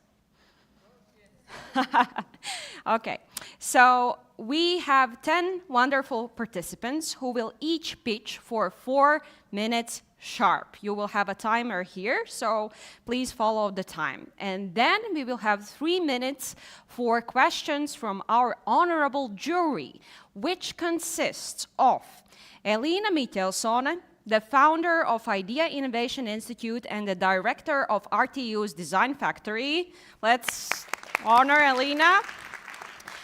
Agnese Rajele-Schulze, Director of Strategy and Commercial Development at Latvian Rural Advisory and Training Center. Agnese. Ilze Laukalēja-Broka from EIT Food Hub, Latvia. and Liene Kravela from Commercial Capabilities, who is Commercial Capabilities Manager at Rimi Baltic. So the participants will present in language of their choice, either English or Latvian, and correspondingly, the questions from jury will follow in the same language. The stakes are high, as we mentioned several times, because jury's evaluation will account for 50% of the total score that the participants will get, which will determine which of them will receive the money prizes. The remaining 50% of the score has already been awarded during these past 6 months by the organizers of the EVA program and also by the mentors. Are there any mentors here today? Woo! Thanks for the mentors who helped women throughout this period. Are you ready? Some more excitement. Are you sleeping? Don't be afraid, it's okay.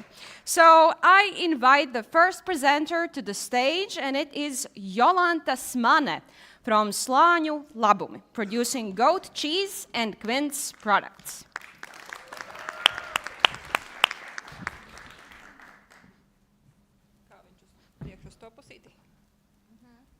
Yeah.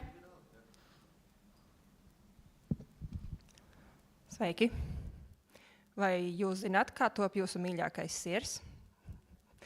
Esmu Jolanta Smane, ražoju no lauka līdz galdam svaigu kazas sieru ar dažādām garšām.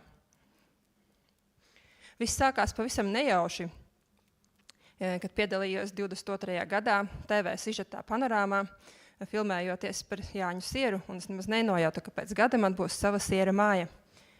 23. gada pavasarī piedalījos konkursā Laukiem būt, kur plūc uzvaras laurus, un kopš tā laika esmu piesaistījusi vairākus grantus siera mājas un aprīkojuma iegādēji. Mūsdienās daudzi cilvēki sastopas ar pārtikas nepanesamības problēmām. Mans produkts ir pilnībā dabīgs un videi draudzīgs. Inovācija ir recinātājs Cidoniju sula, kas ir dzīves pierādījums tam, ka katrs siera ritulis ir kā dzīves pierādījums tam, ka inovācija var iet roku rokā ar tradīcijām. Tāpat tās siera siešana ir izzūdošs amats, un katra mana siera recepte ir kāds dzīves stāsts, ko es esmu savākusi un turpinu nodot nākamajām paaudzēm. Un vēl liela problēma ir, ka pietrūkst namiņš, kur organizēt savas sieras iešanas meistarklases un uzņemt turistus. Un kā jūs zinat, laukos uzņēmējiem liels ienākums ir arī no turisma. Ir apzināti tiešie un netiešie konkurenti, kas pamazām pārtop arī par maniem sadarbības partneriem. Šovasar esmu palīdzējusi mūsu ciemam iegūt Eiropas viedā ciema statusu, kas ir pavēris pilnīgi jaunu apvārsni turismu industrijai vietējai. Šogad, piedāvājot savus sierus mazajos tirdziņos un sociālajos tīklos un patiešo no ražotnes, esmu paspējusi apgrozīt vairāk kā 10 000 eiro. Un esmu nonākusi tādā kā lūzuma punktā, vai nu es tur strauji augu uz augšu, vai iestrēgstu. Un būtībā saņemot EVA grantu un iegādājoties siera namiņu priekš turistiem un meistarklasēm, plānoju 2 gadu laikā dubultot savu apgrozījumu. Ar šo tad es arī varētu palielināt savu tirgus apjomu, izveidot jaunu darba vietu un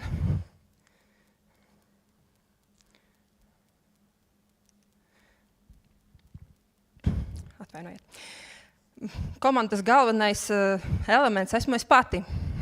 Ir iegūts maģistra grāds uzņēmēja darbībā un vadīšanā Rīgas Tehniskajā universitātē, un šobrīd studēju pārtikas pārstrādi Reizeknes Tehnoloģiju akadēmijā. Un vīrs ir atbalsts IT jomā, esmu nolīgusi grāmatvedi, un bērni palīdz izklaidēt pirmos turistus, kas viņiem ļoti patīk. Programmas laikā esmu saņēmusi piedāvājumu piedalīties zinātniskajā izpētē LBTU.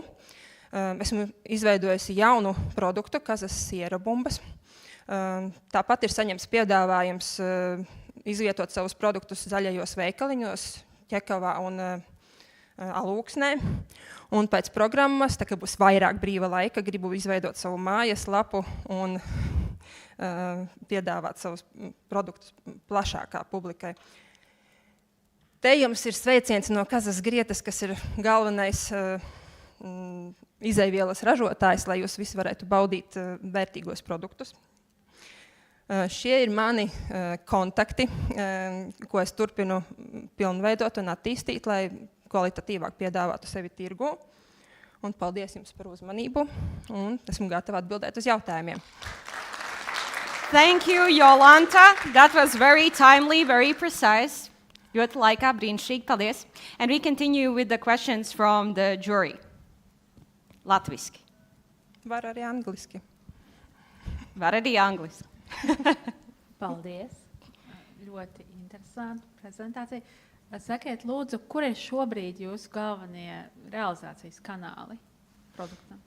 Es jau prezentācijas laikā pieminēju, ka es reklamējos pa sociālajiem tīkliem un vairāk patiešo no ražotnes un mazajos tirdziņos, jo esot tālu no Rīgas ir diezgan interesanti ar to uzņēmējdarbību nodarboties, bet šajā apjomā man ir pilnīgi pietiekoši. Un tad pie augoša apjoma? Pie augoša apjoma, piemēram, brauc turisti. Viņi maksā man par meistarklasēm, viņi degustācijām nodarbojas un kā suvenīrus ved savus sierus projām. Un ar šo es plānoju ekonomēt savu laiku un nesēdēt mazajos tirdziņos, bet pārdot savu produkciju no mājām. Un kā jūs varbūt esat dzirdējuši, Dekšārēs ir tāds obeliski farma, pie kura jau ir izveidota turisma un liela plūsma. Un tad es ceru, ka ar šo es varu iegūt laiku un pavadīt to ar saviem bērniem, nevis braukāt apkārt, tirgojoties. Paldies! Jūs radiet ļoti gardu ietekmi, bet kādu vēl ietekmi jūs radiet? Varbūt sociālu, varbūt reģionā kaut ko jūs esat pamanījuši, kas pateicoties jums forši noticis? Vai, ja par mani runā, tad mēs te varam izplūst. Es jau pieminēju, ka viedā ciema statusu ieguvu priekš mūsējā reģiona, tāpēc esmu ilgi bijusi iedzīvotāju padomes vadītāja. Un iespaidoju cilvēkus, lai viņi nevis sēž mājās, bet kaut ko dara savas kopienas labā. Varbūt redzējāt TV sižetā, mums ir tāds aizved mani soliņš vienīgais Latvijā. Un tikko piekdienā atvērām resursu centru cilvēkiem, un tas tā kā rosina, lai viņi arī nāk kopā, darbojas, un ir tāda doma, ka mēs varētu nodarboties arī ar uzņēmēju darbību, kaut ko etnogrāfisku ražojot un kopā tirgojot. Un tad tas cilvēks atbrauc, viņš pavada pie mums vairāk laiku, un mēs visi nopelnam naudu, neaizejot no mājām tālu. We still have 1 minute for the questions. So. Jā, paldies par prezentāciju. Man vairāk jautājums par šo cidoniju pievienošanu. Varbūt varat īsi ieskicēt to tehnoloģisko pusi, un vai kā tas varbūt kāds kaut ko līdzīgu dara, vai kāda ir tā loma jūsu produktam? Būtībā es droši varu teikt, ka es vienīgā pasaulē tā daru ar sieru, jo neviens līdz šim par to nav aizdomājies.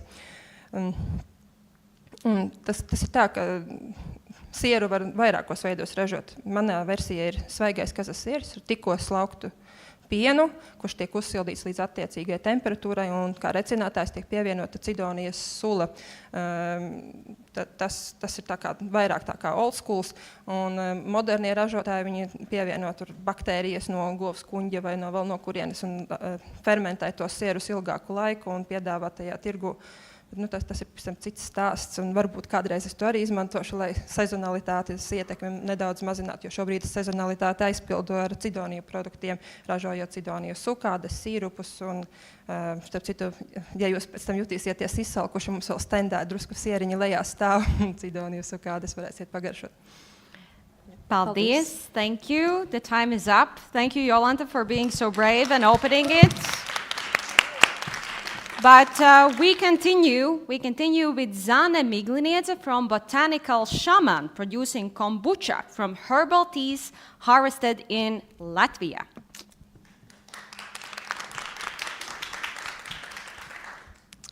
Hi, I'm Zane. Let me introduce you Botanical Shaman.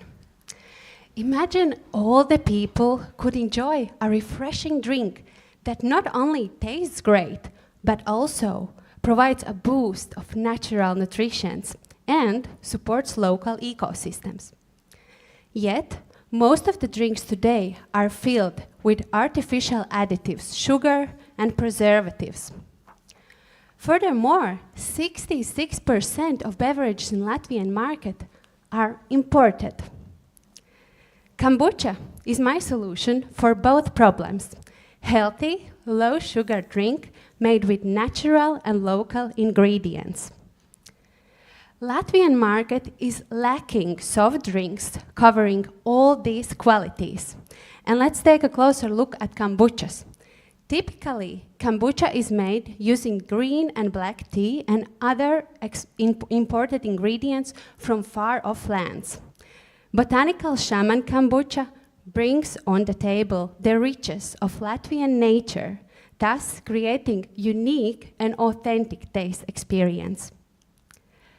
Almost 40% of adult consumers seek out beverages to improve health or body functions. The global kombucha market is expected to more than double by 2029. Thanks to this program, I've made clear vision for the company, made new trendy recipes, extended my team, and made new collaborations. My team is my family. My husband Jānis, our kombucha craftsman, me, Zane, taking care of sales, marketing, brand, harvesting, and others, and little guy August, our quality control. We are already selling our product to shops and cafes around Latvia. And if we compare the sales from last year, they are 30% higher. Soon, we will reach our maximum capacity. The market is growing. We must grow with it.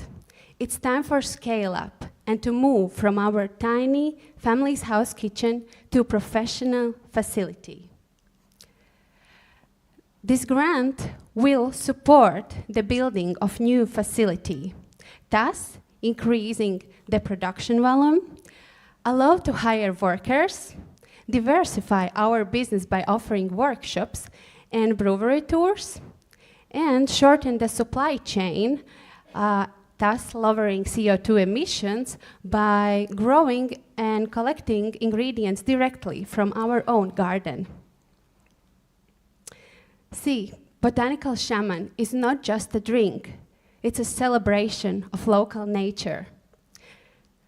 We are creating new, healthy, sustainable beverage culture. Join us in redefining the future of beverages. Thank you.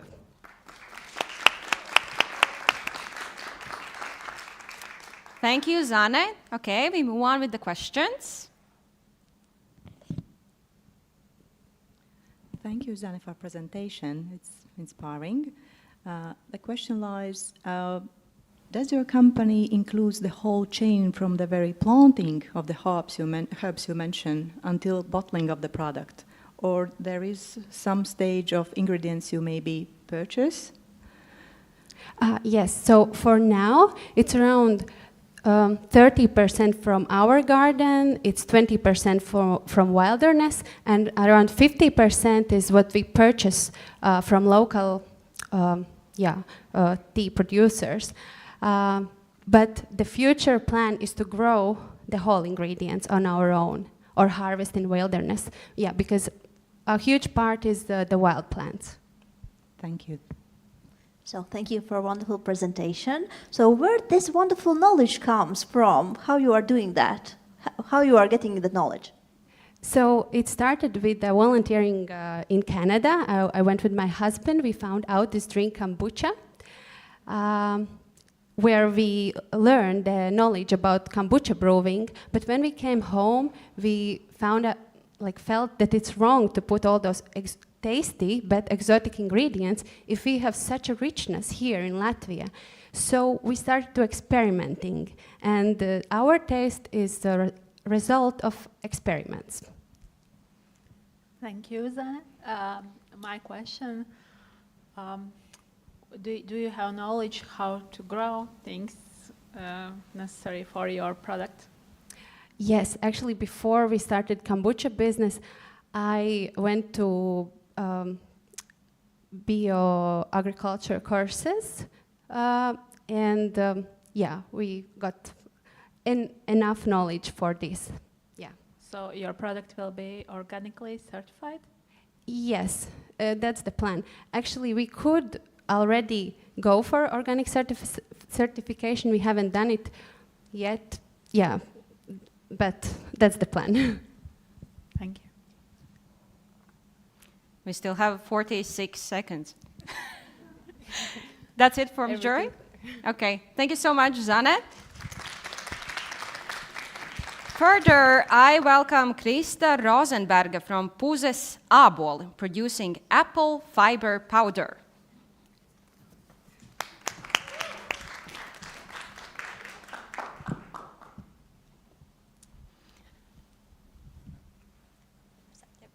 Sveiki! Esmu Krista Rozenberga no Puzes Āboliem, un šodien pastāstīšu par savu ideju, kas ir ābolu šķiedrvielu pulveris. Vēlos, lai jūs vienkārši padomājat, ko jūs prāt jūs ikdienā būtu ieviest vieglāk. Vai apēst 9 ābolus katru dienu, vai tomēr pievienot vienu kausiņu ābolu šķiedrvielu pulveri savai mīļākajai brokastu putrai, savam dzērienam vai kādam citam produktam. Es pati ikdienā rūpējos par ļoti plašu ābeļdārzu, bet vairāk kā 2 ābolus dienā es neapēdu. Es nezinu, kā ar jums, par to jūs varat padomāt. Taču tikmēr mēs varam paskatīties par šķiedrvielu uzņemšanas paradumiem Eiropā un ASV.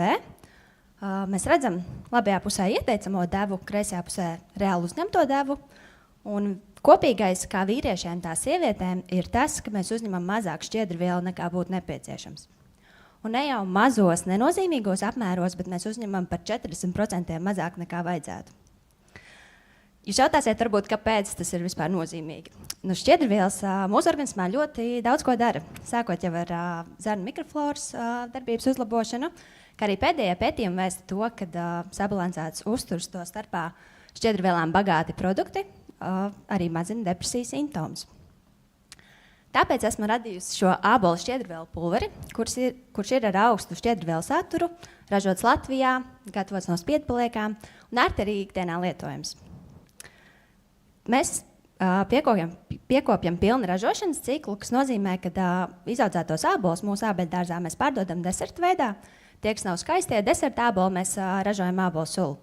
Vienīgais, kas paliek pāri ražošanas procesā, ir ābolu spiedpalieks, no kurām arī tad ir radīts šis ābolu spiedpalieku pulveris. Šobrīd ābolu spiedpalieks īstenībā netiek īsti nekur tā ļoti izmantotas. Ir pāris eksperimentāli produkti, piemēram, šķiedrvielu batoniņa, tējas vai arī dzīvnieku barība, vai arī sliktākajā gadījumā tas vienkārši aiziet food waste. Tad mēs ar savu produktu īstenībā radām to, ka mūsu produkts var pievienot visos šajos produktos un neizmetam to vienkārši ārā. Konkurenti vai sabiedrotie, tad šis ir aktuāls jautājums, jo netiešie konkurenti, protams, ir ļoti daudz, tā kā pilnīgi visi citi produkti, kuros ir augsts šķiedrvielu saturs.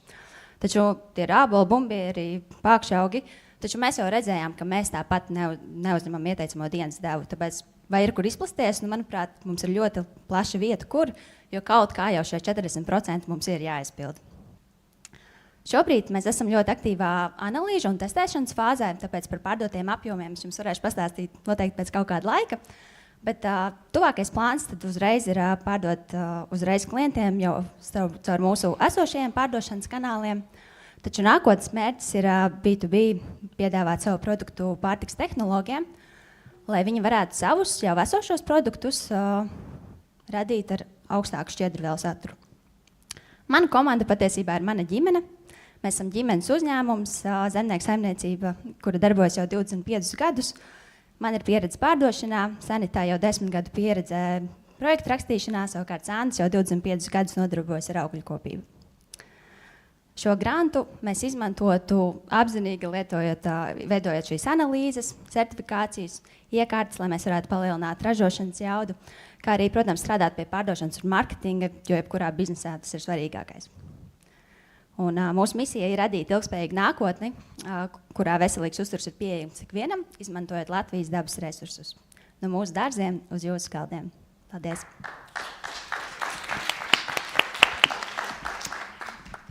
Thank you, Krista. Okay, jury. Paldies, Krista. Lai cilvēki pirktu jūsu produktu, viņi droši vien nezina visi, ka tie 40% jāuzņem, ka viņi neuzņem. Vai jūs veiciet arī kādus izglītojošos darbus, lai audzētu savu patērētāju loku? Tieši šobrīd mums ir tikai Facebook un Instagram konts. Noteikti ir mērķis arī veidot mājaslapu, kur vairāk par to stāstītu. Tas ir mārketinga plānā, jā, jo par to ir jāizglīto cilvēki, kad pirmkārt tas netiek uzņemts un kā to var viegli izdarīt ar, piemēram, mūsu produktu. Es laikam paturpinu šo pašu jautājumu, kā tas tiek veicināts no produkta puses. Vai tas ir kaut kāds vienai reizītei, kas ir jāizmanto kaut kas, vai tas ir kapsuliņās, vai tas ir kaut kādi kičīgi ēdieni, ko jūs iesakiet uztaisīt. Kas ir tas produkts, vai tas vienkārši paciņā kaut kas vai kaut kas savādāks? Šobrīd viņš ir tādā tā kā buņģiņā, jā, var salīdzināt, kā piemēram ir kaut kāda proteīna pulverīša, kaut kas tāds. Bet ir ideja arī par to, ka jā, iet tādās mazās tā kā, nezinu, kā pateikt, jā, iepakojumos, kas ir dienas deva būtu, tad cilvēks zina, ka tā ir tā ieteicamā dienas deva. Noteikti ne pilnā apmērā, jo tomēr jau ikdienā kaut kā mēs uzņemam tās šķiedrvielas, lai arī mēs nepārsniedzam tā kā par daudz, lai nebūtu. Bet tad iepakojums arī būs ilgspējīgs? Jā, mēs par to domājam. Arī tagad esam projektā, kurā domājam gan par analīzēm, gan par iepakojumu. Tas varētu būt iespējams kaut kādas stikla burciņas vai kaut kas ir pārstrādājams. Paldies! Krista, vēl viens jautājums. Prieks redzēt, ka ir plānots diversificēt noiet kanālus. Kā ir ar pašu produktu? Vai ir plānots kādas alternatīvas bez šī pulvera? Mēs esam domājuši par iespējams arī to pašu tēju ražošanu vai kaut ko.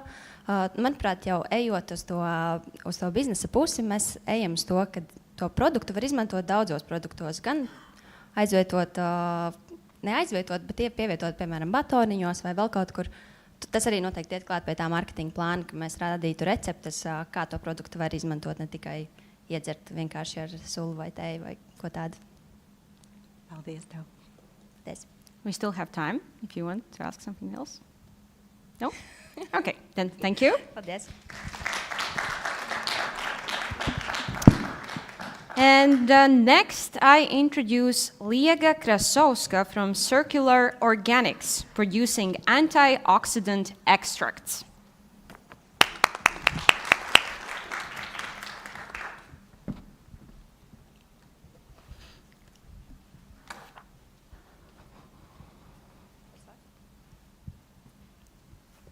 Hello, I'm Liega Krasowska, and today I will tell you about my no longer idea, but now my business.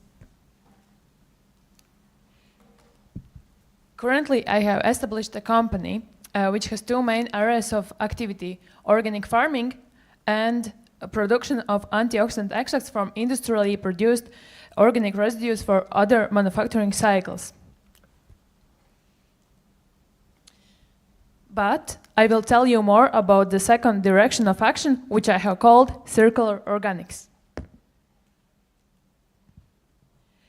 A lot of our everyday products are produced in chemical industry, but chemical industry emits more than 2 gigatons of greenhouse gases per year. And another seemingly unrelated issue is food waste. 1/3 of the food produced globally is waste. But I want to offer you to look at things different. What if some of materials that are produced in harmful chemical industry can be found in nature itself? What if we can see organic waste as a valuable resource? What if we can combine potential solutions of these two problems and make something innovative? That's why I'm here. Wider description: production of environmentally and human health friendly, high quality raw materials. Potato peel extract. Large amount of potato peels and waste. We can look to it as lost opportunities to use valuable nutrients. At the same time, there's growing demand for natural and sustainable products. Potato peel extract contains substances that can be used in cosmetic industry, such as antioxidants, polyphenols, fatty acids, minerals, vitamin B and C, alkaloids, tannins, flavonoids, and so on. Potential applications in cosmetics: face masks, serums, eye creams, body lotions, shampoos, in which potato extract can help with hydrating, pigmentation treatment, reduce dark circles, and more and more. Another potential applications based on evidence: bioactive food packaging, medications for wound healing, food additive to extend product shelf life. Our business model will be based on collecting potato peels from industries where they occur in large quantities. We will recycle them, making extract, and then sell extract as valuable ingredient to other industries. At the moment, we already have first clients in cosmetic supplier industry and started testing products in cooperation with cosmetologists. Antioxidant extract made from potato peels contains chlorogen acid, neochlorogen acid, caffeic acid, which are strong antioxidants possibly using as BHT and BHA substitutes, which are widely used in food and cosmetic production, but they are oil derivatives, and in long term is toxic for human health and environment. Natural cosmetic ingredient market have growing demand. More and more consumers are choosing natural and sustainable products. Our products are innovative, natural, and effective. The market for cosmetics is huge and constantly growing. Future, and especially next year, is bright for us, and we will have a lot of work. In my first business direction, we already started to build greenhouses. So in spring 2025, we will have our first crop. Next year, we will make our extract assortment wider. By the end of the year, we are planning to be the leading producers of natural cosmetic ingredients and circular economy drivers in Latvia. And we also are planning to make customers in other industries such as food, packaging, diet supplements as well. At the moment, it's just me, environmental engineer, with huge support from my family. Thank you. Thank you, Liega. Let's continue with the questions. Thank you. It was something very new for me about potatoes. My question, again, I hear something about organic farming. Well, this product also will be... Yes, it will be organic. We like in Latvia, we have aloe that produce 8 tons of organic potato peels, and of course other smaller industries. But first one, our cooperation will be with aloe. Okay, thank you. And when you make your extract, there's still some kind of solvent? Waste? Waste, yeah. No, there's no waste. We are using a solvent, which is non-toxic, and we are extracting solvent in our producing cycle, so there's no waste. Thank you. What is your end game here? What you would like to reach, like the highest point? What is the dream, the end dream? Oh, yeah. Actually, the dream is not so far to reach for the moment, because next year we want to be like the main organic cosmetic natural ingredient producers in Latvia. Because, yeah, like I said, we already have clients, and we already have acceptance from them that they like this product and they want to continue cooperation with us. And we are looking into another clients and also in another industries. As I said, food packaging, diet supplements, and food additives. Thank you for the presentation. It's quite a good idea. I have a question about the process. how do you plan to collect these peels and from the point where you get the peels till extracting them? Because antioxidants are quite delicate, so how do you plan to address this part? Yeah, with our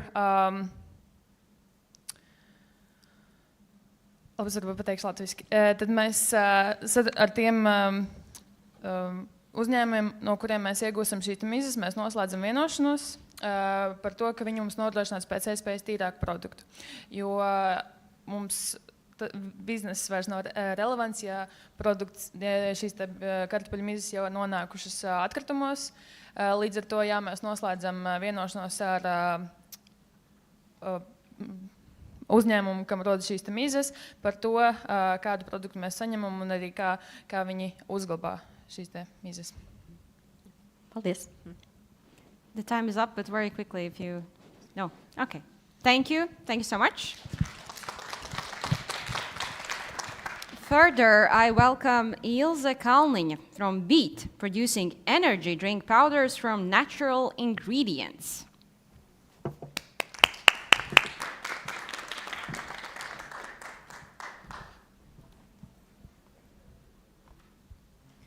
I can start, yes? Hello. So again, I'm Ilse. I am a founder of the Beet, and Beet is a brain drink for boosting our mental capacity. What is our problems today for busy people and active lifestylists? A lot, of course, but we will focus today on mental problems, which are anxiety, lack of focus, lack of energy, burnout, mental fatigue, and how can we beat them? There are 3 easy principles. I completely agree to philosophy that food is the medicine. So of course it's the healthy food consumption, healthy physical activities, and of course healthy functional beverages. And we are focusing and making healthy functional beverage. Beet, as I said, is main mental boost drink, which consists of nootropics and electrolytes.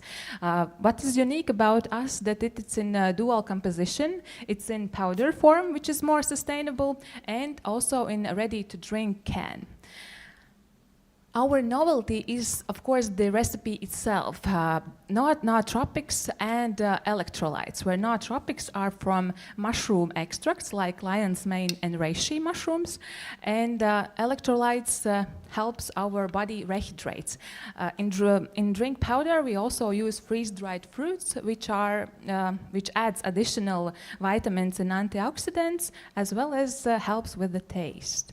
The market for healthy and functional drinks are growing nowadays, and it could reach around $10 billion in 2027. But not only market is growing, also demands of consumers are growing because they want not only to take care about their body, but also take care about their mind. That's why functional drinks and healthier energy drinks solutions are in more demand than it was in previous times. Our target audience is busy professionals and health-conscious consumers, and we are competing with lots of competitors, which includes also coffee, sugary drinks, and energy drinks. And of course, there are different nootropic drinks in the market, but not so many with mushrooms. Our plan is to work both with B2B and B2C channels by collaborating with industries, influencers, and other partners. Our team for now is me as a food expert and outsourced channels, but we are planning, of course, to grow. What Beet does to the food system in Latvia? For now, there isn't such mushroom drink producers in Latvia, so we are investing in our food industry, but also the drink itself expands the functional drink segment, so it helps to grow the functional drink segment itself. When I started this program, I started at 0 point, only with the idea. And now we are reached we have reached the end. So for the powder, it's already in scaling product. We have the recipe. We need to make the launch only. And for the ready to drink product, we are in prototype status. So we need to do a scaling up. We are planning to use grant for starting production and for marketing activities. Thank you.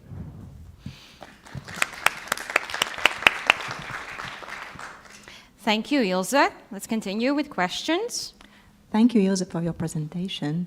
What have been done so far for market insights research? How have you done those researches? We have checked the Eurostat statistics, what is happening in the market, and we see with numbers that the functional beverages and the healthy drinks segment is growing, and we see also that there starts to come into market also nootropic drinks, which become more popular. For now, the nootropic drinks which are in the market are mainly from green tea extracts, but we think that mushrooms is like the new best thing. Good luck. Thank you. Thank you for the presentation. I have two questions. One about the shelf life. What would be for this product, for both the powder and the ready-to-drink? And also, another question is about the sensory aspects, because the mushroom is quite interesting thing for a consumer, and what to expect. There's a coffee mushroom around here in Europe, and people quite, I would say, not so happy about the mushroom, basically the taste needs. So what is your product bringing to this? So regarding the shelf life for the powder, it will be 2 years, because we are using freeze-dried and spray-dried ingredients, and of course have chosen the best packaging materials, which ensures the quality of the product. For the ready-to-drink, we are planning for a year, but we are in the prototype stage where we're still waiting for some lab results to ensure the stability of the drink. But the plan is to also to reach at least 1 year. Regarding the taste, that's why we are using also these freeze-dried ingredients and electrolytes. Electrolytes is from coconut water, which is quite with the sweet undertones, and again for the powder it will be the freeze-dried powders, freeze-dried fruit powders, which helps to hide the mushroom taste and aroma, so you won't feel at all the mushrooms in the drinks. In the liquid form there will be juice extracts. And also coconut water itself, because it's a great way to get the best taste and don't feel any earthy tones or earthy tastes. Thank you for presentation. From where you plan to get these ingredients, main ingredients like mushrooms? The mushrooms, we have started our own farm, but up until it's ready for harvesting, we are planning to buy from Estonia, because they also have mushroom farms in there with the lions, especially for the lion's mane and reishi. And what is good that these both mushrooms can be grown together. They have very similar environment needed for growing.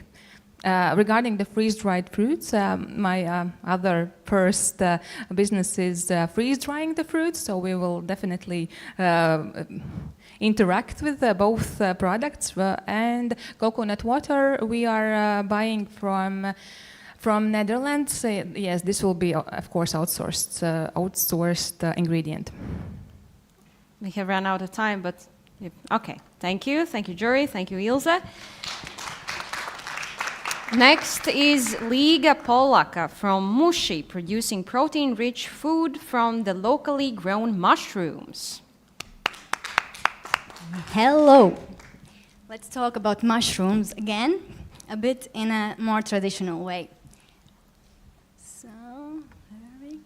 So what's the problem about mushrooms? They are containing a lot of water, so meaning they are very perishable, creating food waste, and they consume a lot of time and our effort to prepare them. It's maybe not so much a burden at home when we have a choice, but in a catering industry it creates significant loss of time and effort for the preparation. And that's what we focus on our Moshi solution. So it's for dried food supplement in a form of crumbs or powder. And the concept is to provide the customers the set of ingredients or pure ingredient in a dried form, already preliminarily prepared and ready to be used and packed in a sustainable packaging for prolonged shelf life.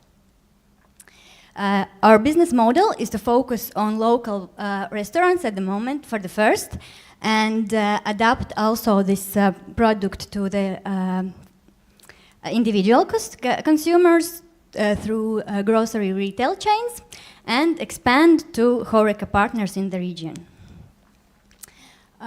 Main competitors at the moment are local farmers due to this local taste, and HoReCa due to this reliability in of the ingredients. And Moshi is the concept to provide it both and in more sustainable way.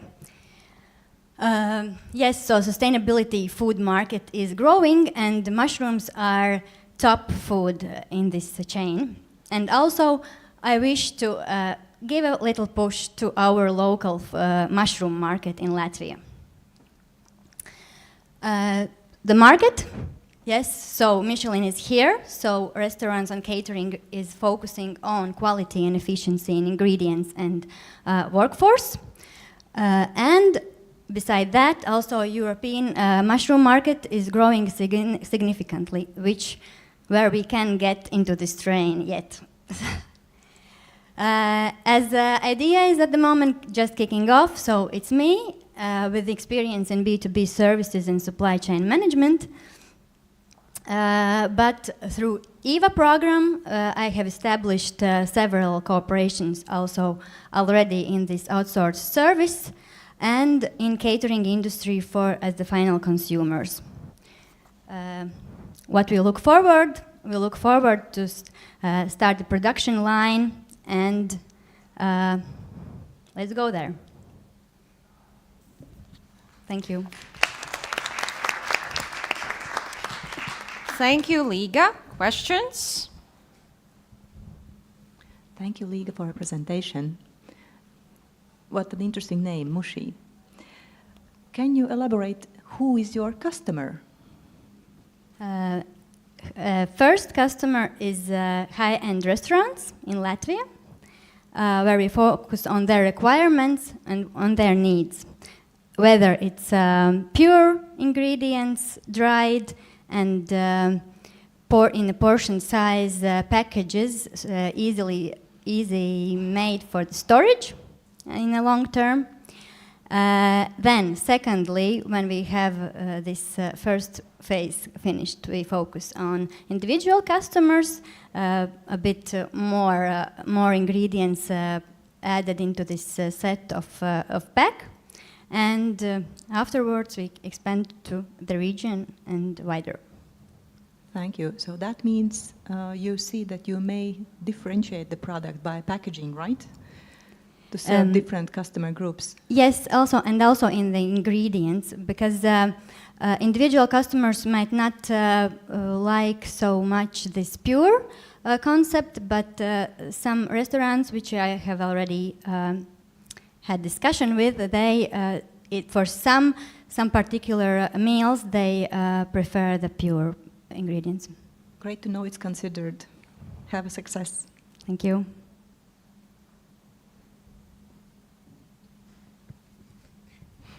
Thank you for the presentation.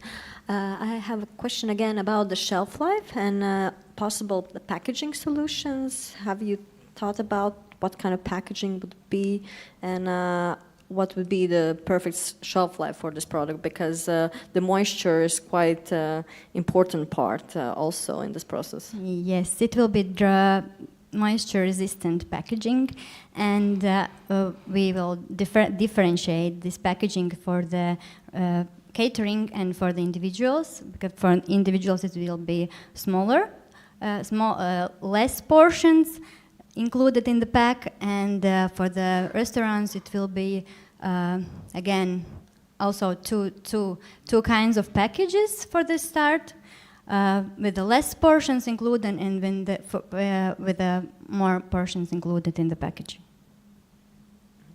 Thank you. I'm thinking about amount of ingredients, how you will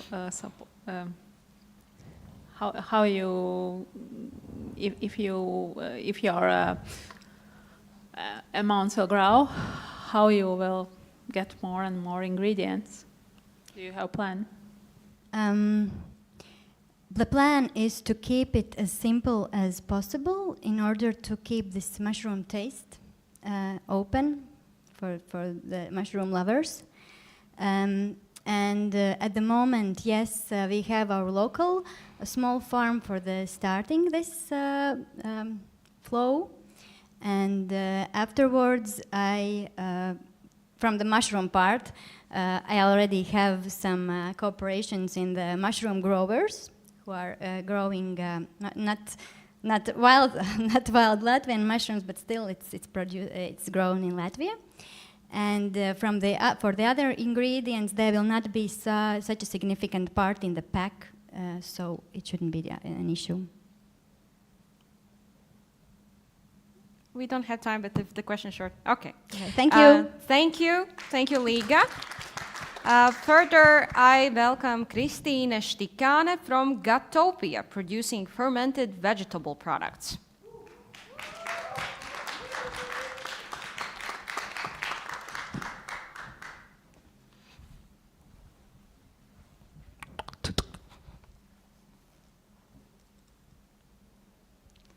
Hi everyone. Can you imagine a day when you enter a store and all your favorite dairy products are gone? It's like no cottage cheese, no kefir, not even milk. That was my reality 10 years ago when I switched to veganism. But as I've always loved cooking, it was not a problem to me. I soon started experimenting with alternative recipes. I even started my food blog, Sirdsvirtuve. People started following me as a plant-based chef, and soon they started welcoming me to their events as a cook. Over the years, one thing never changed. I couldn't find kefir substitute anywhere. So I started to ferment myself. And I just couldn't imagine my summer without a bowl of Latvian traditional cold soup. Could you? My followers couldn't. So they kept asking me where to get that kefir, Christine. So 4 years ago, I started to sell them directly. I went through many experiments until I narrowed it down to 3 base ingredients for kefir, so that they have that traditional taste, only way more healthier, environmentally friendly, and cruelty-free. And following the demand, 1 year ago I started to ferment cottage cheese and cream cheese alternatives. So far, I've sold 200 kilos of them and 2,000 liters of kefir, producing only from my home kitchen. And I was so happy when I was finally able to make a recipe for my favorite BSP and Serin. You know all of them, right? And my followers were too, because in just a couple of months, I've sold thousands of them. But what I'm proud of most, that Gutopia has made these national treasures available to everyone, including vegans, vegetarians, dairy intolerant people, and health-conscious families that are my clients at the moment. And I'm happy that I have made these delicious products that using only nuts and seeds, and that this is what Gutopia, what is innovation about Gutopia, that we are bringing these products to every table, and that they have this traditional taste, only sustainable. Sorry. So why I'm here? After 4 years of everything done by myself, home productions, deliveries, marketing, and so on, I realized I cannot do this anymore. I have reached my top. I cannot reach the demand. The demand is higher than I can provide. So I applied to EVA this summer. And Soon I got my first B2B partners, I registered my company, I expanded nationally outside my delivery area, and somehow I managed to increase sales even up to 60% compared to previous year. But we just now, yesterday, moved into brand new facilities for production, like first kitchen outside my home.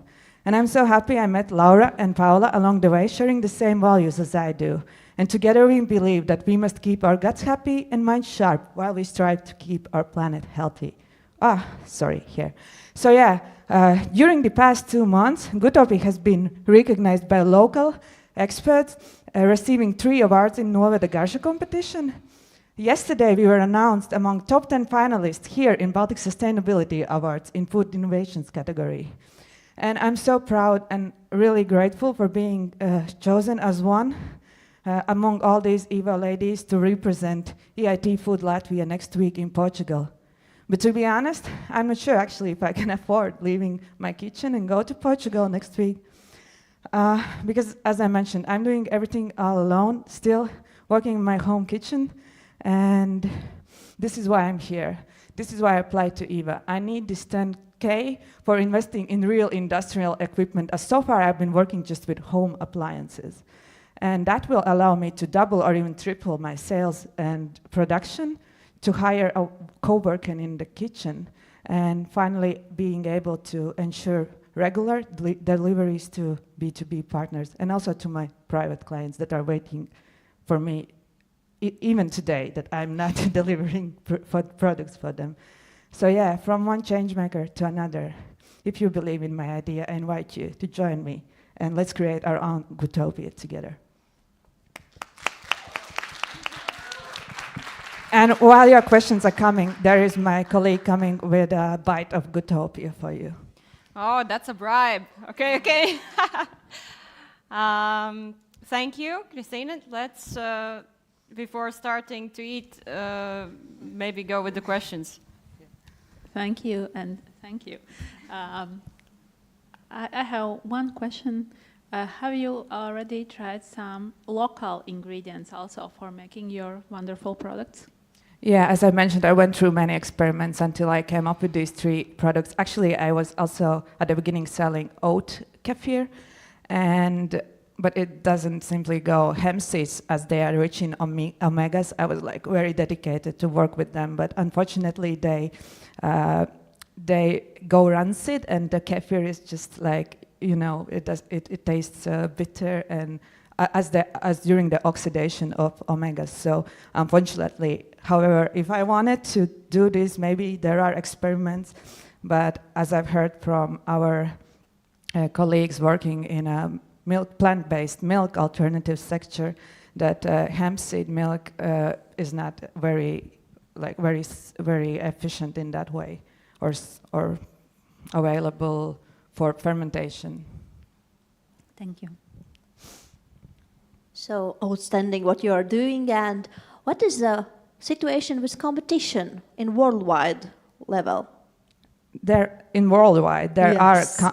are companies doing similar, fermenting similar products. Also, actually in Latvia, there is also fermenting green buckwheat drink, but we believe that we are outstanding by the taste that is like really similar to the traditional products. But I haven't tried all the worldwide competitors' products, but none of them offer fermented nut milks and soy milk. They're usually oats or some kind of grain-based, as far as I'm aware of that. Yeah, thank you for your presentation, and thank you. I was just wanted to mention that I would love to try it, so I will have the opportunity. Also, you already answered my first question about the competitor, because Fermentful is like also one of EIT Food members, and also as much we need alternative products, it's quite competitive also in Europe and worldwide. Maybe you can say more about this cottage cheese, because I see there would be more potential. Yeah, I totally agree with you. At the moment, I believe that cottage cheese is actually the biggest selling point for us at the moment. And what I can also see from the numbers that I have gained so far, as I mentioned, we just recently started to sell it. And it's not just cottage cheese in the jar that you will also be able to enjoy after the event, but it is that it is suitable for also desserts and also for cooking, for cakes, or I can even envision us collaborating with, I don't know, national iconic brands as Staburadze or Karums, maybe providing them cottage cheese for their desserts. And of course, you will have a bite and see yourself whether you like it or not. And there's always a way to expand and make these recipes better. As I am cook, I know myself, but this is like, I believe this is my perfect combo while I'm working on this, that I can elaborate on these recipes. Thank you. Thank you. We have run out of time. Thank you again, Thank you. Christina.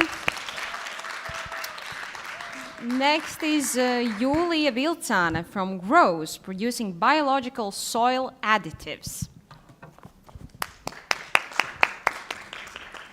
Thank you. So, I'm a biologist, and I'm going to tell you a story about the Grows. And it's not a food, for instance, it's a soil additive that I have developed based on my observations on people plant growing habits. And people need plants more and more in the urban spaces. And here we can see the example of indoor plant market. It's instantly rising, and it grows every year by $1 billion. But the shade part is that almost half of them do not survive and end up their lives in the rubbish bin. So, what are the reasons? And the main reason is poor water retention and different disease infections, but the main is the lack of knowledge. Not everybody has green fingers and tips, and not everybody is able to adjust environment for particular plant. So, what can we do about this? Is there any solution?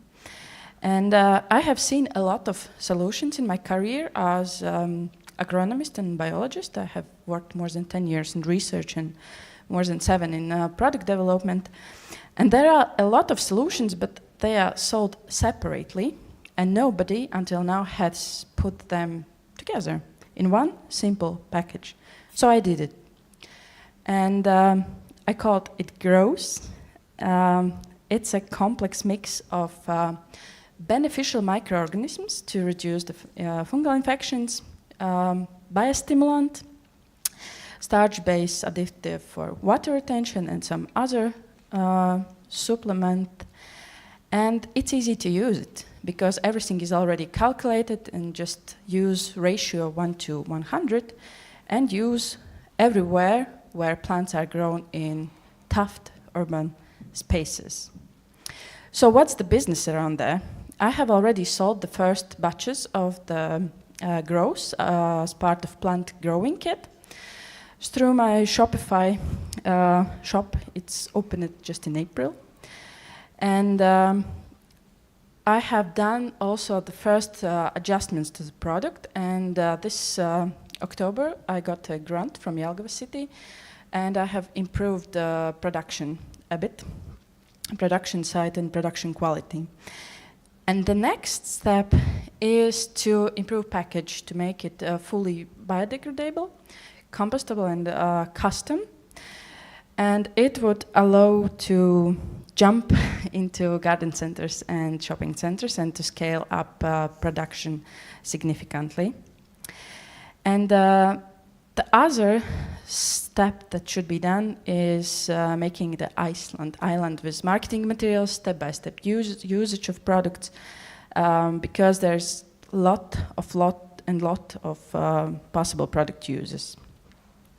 Is there any competitors? I have looked my own, even in Scandinavian and Baltic countries, and there are products that contain one substances, and there are products for large-scale farms, industrial greenhouses, but there are not mixed like this actually present in Baltics. And the most important thing is that this product allows to grow food and plants locally more and more. And there is a team. After that, it's me. I'm Julia. I'm a biologist and agronomist. And this summer, I got also Laura and Laura that are helping with marketing, sales, and printables, and some other people. Thank you. Thank you, Julia. Let's move on to the questions. Thank you for the presentation. I have the question about these ingredients. How do you collect them, and have you thought about like entering these waste markets, like byproducts, like collecting these ingredients from other like technology processes where the byproducts are created? Yes, that's actually one of the plans to collect some of them.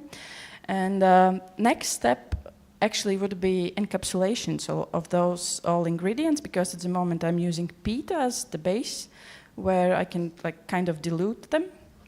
But encapsulation would allow to escape the peat and to add some different products that have maybe not the best smell, like dried sea algae and stuff. And yes, there is the plan, and there is the plan actually test already some new formulations.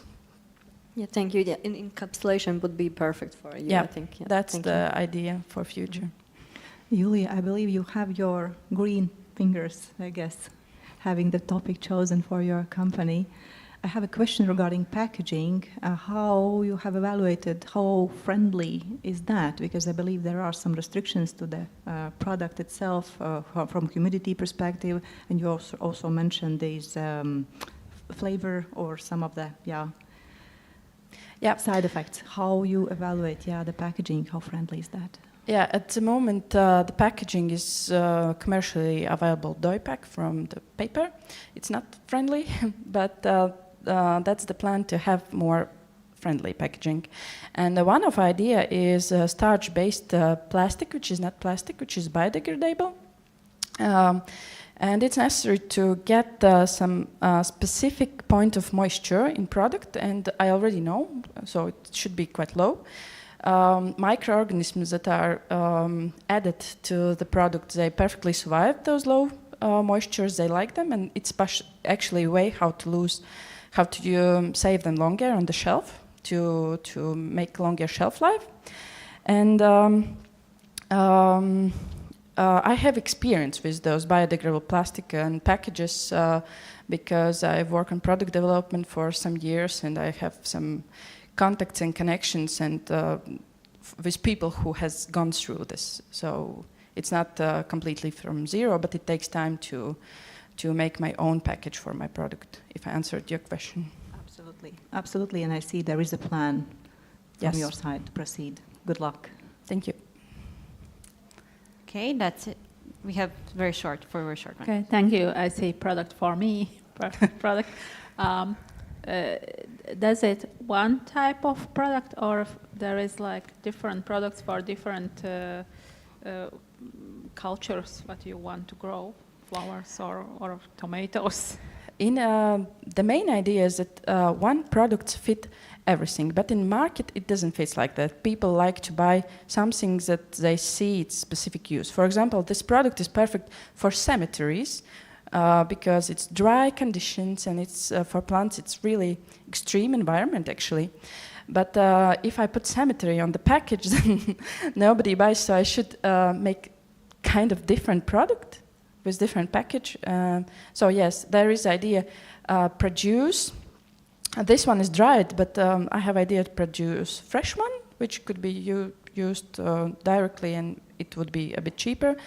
And yes, I have idea about this one is called Gross Basic, but I have idea about other formulas as well. Thank you. Thank you. We have run out of time. Thank you. Thank you, Julia.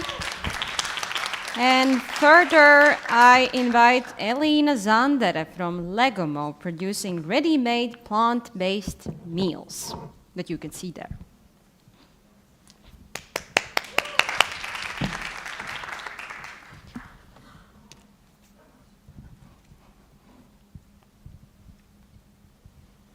Tā, labdien, mani sauc Elīna, un es ticu, ka maltīte mūsu labā var izdarīt ļoti daudz. Ja jums pārņem pēkšņi negaidīts uztraukums, ir 3 visvienkāršākie veidi, kā to risināt. Ēdienu piegāda, proteīna batoniņš vai, piemēram, saldēta pica. Tie ir 3 ierastie veidi, taču katram no tiem ir savs bet. Un mēs gribējām pārspēt katru no šīm opcijām un izdarīt labāk. Un mums tas izdevās. Mēs radījām gatavo maltīti, uz kuras piegāda nav jāgaida, kura nesakratās un neēdzies ceļā, kura nav vienveidīga vai bezvērtīga un kura nenodara kaitējumu veselībai. Mēs veicām padziļinātas anketēšanas un uzzinājām, kad 92% pilnībā piekrīt, ka palielinoties aizņemtībai, samazinās ēšana, pasliktinās ēšana.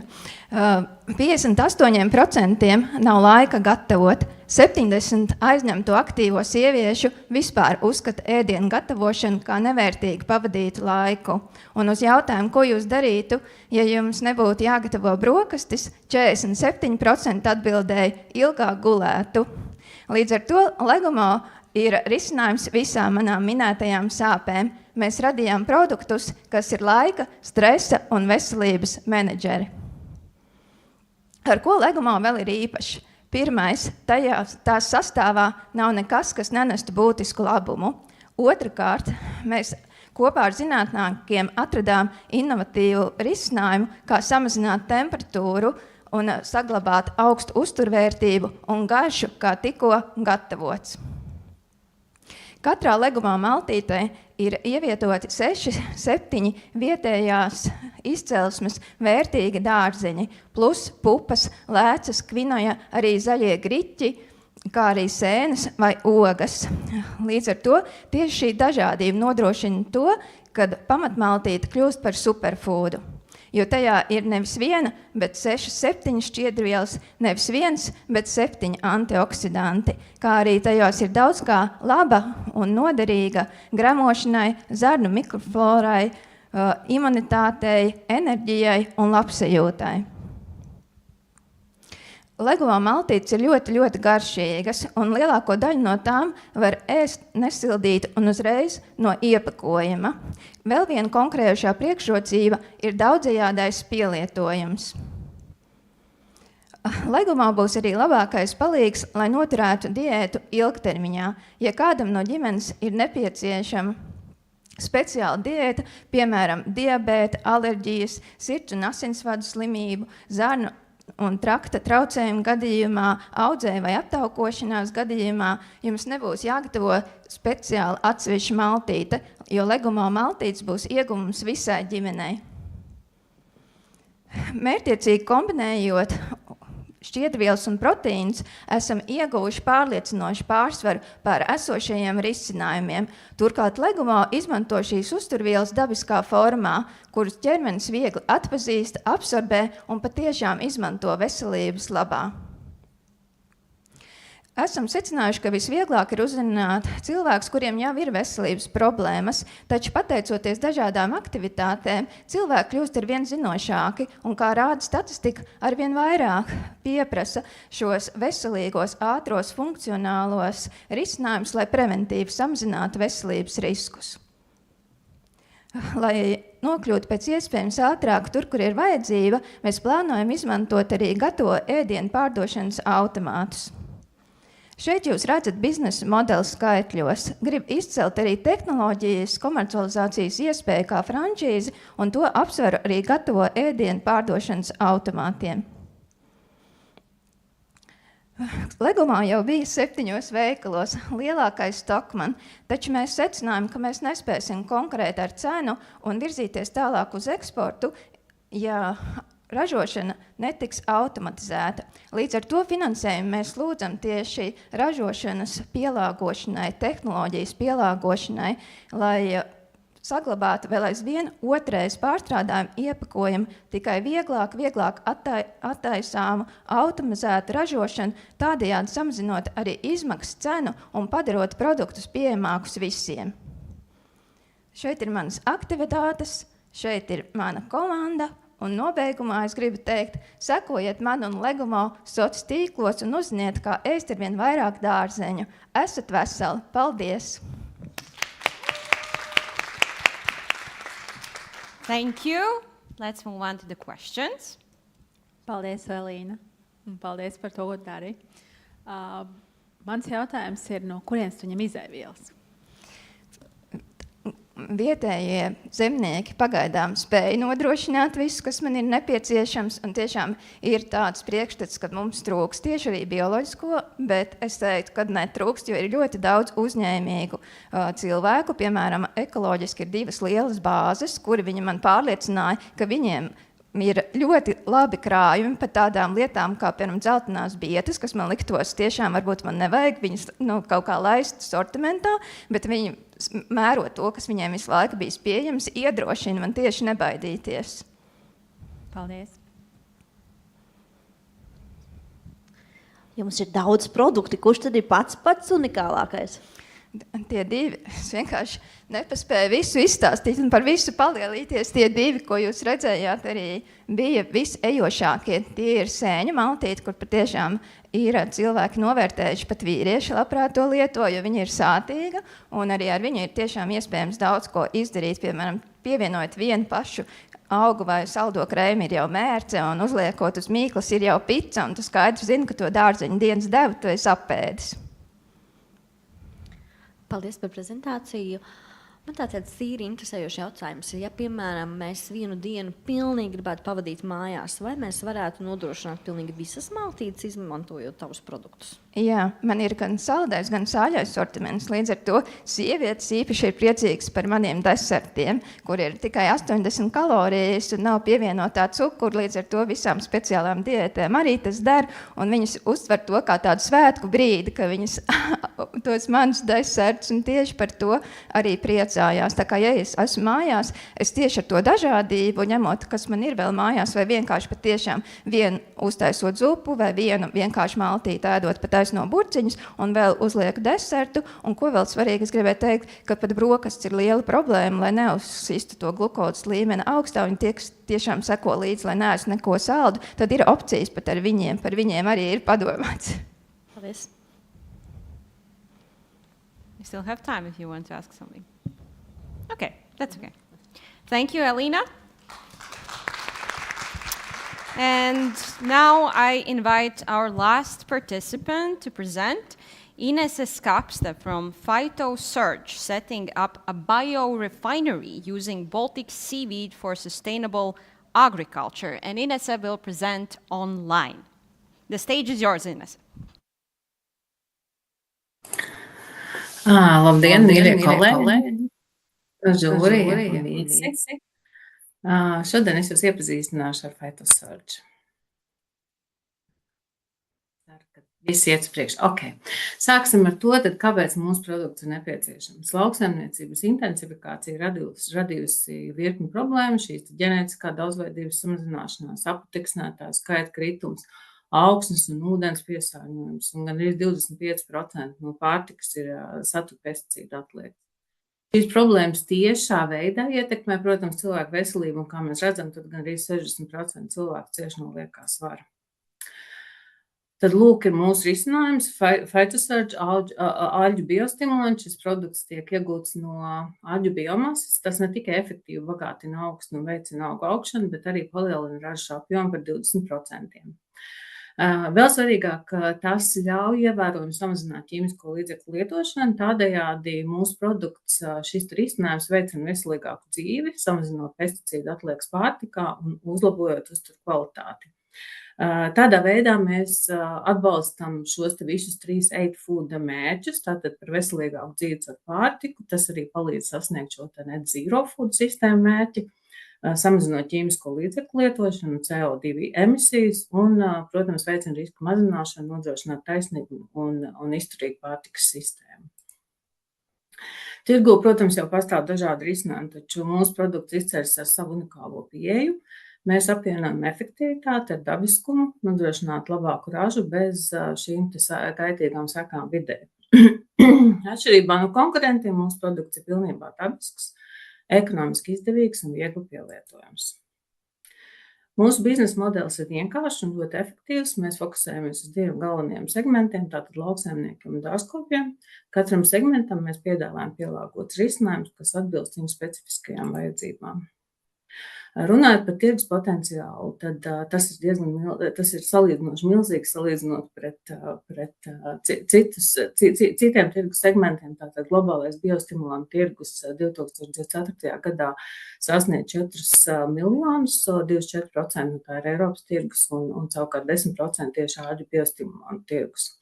Papildus ļoti svarīgi ir atzīmēt, ka šis te pieaugums ir 12%, kas ir mega liels pieaugums kopumā, un kas liecina par šo te ļoti lielo pieprasījumu nākotnē šādu veidu produktiem. Mūsu ceļš uz inovāciju sākas ar tirgus izpēti, kam seko produktu adaptēšana, kas jau ir daļa veikta un ir procesā, tālāk plānojam investīciju piesaisti un visbeidzot ražošanu un, protams, arī pārdošanu. Fitosardža vada ļoti spēcīga un pieredzējusi komanda. Es kā uzņēmuma vadītāja un doktorantūras studenta pētniece āļu biomasas efektīvas izmantošanas jomā. Nodrošinu uzņēmumu stratēģisko virzību, apvienot šo te zinātnisko ekspertīzi ar biznesa vadību. Mans vīrs Edgars Skapts nodrošina produktu tehnisko kvalitāti, Solta Kosčakova palīdz mums biznesa attīstībā, Līga Beigat vada mārketinga stratēģiju. Un uzņēmums šobrīd ļoti aktīvi meklē talantīgu biotehnologu, lai vēl vairāk stiprinātu šo te zinātnisko bāzi āļu biorafinēšanas tehnoloģiju attīstībā. Ja mums tiks piešķirt naudas balva, mēs to izmantosim ļoti, es teiktu, pragmatiski, lai nostiprinātu lai virzītos mazliet pa solīšiem uz priekšu, jo mums šis process ir ļoti sarežģīts.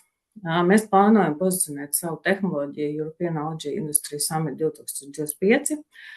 Šis pasākums piesaista ļoti plašu nozares profesionālu loku, to starp investors, riska kapitāla pārstāvjus, kuri tad vērtēs jauno tehnoloģijas, šo te tehnoloģiju un uzņēmumus ar šo te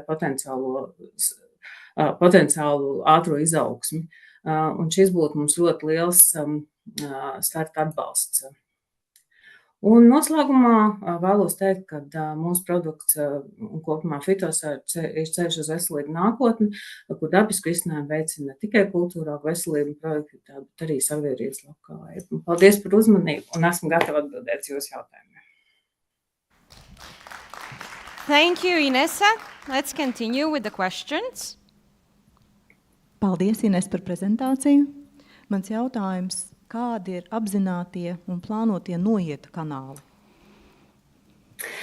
Mēs, kā es teicu, mums ir tādi divi lielie segmenti. Mums ir lauksaimnieki un šie te nosacīt arī šis te mazais retail segments. Bet viennozīmīgi sākumā mēs fokusējamies tikai un vienīgi uz lauksaimniekiem, un mēs arī testējam, un tikai tad, kad mēs būsim beiguši testus, tad mēs varēsim redzēt, jo kādā veidā mēs varam diversificēt šo te produktu.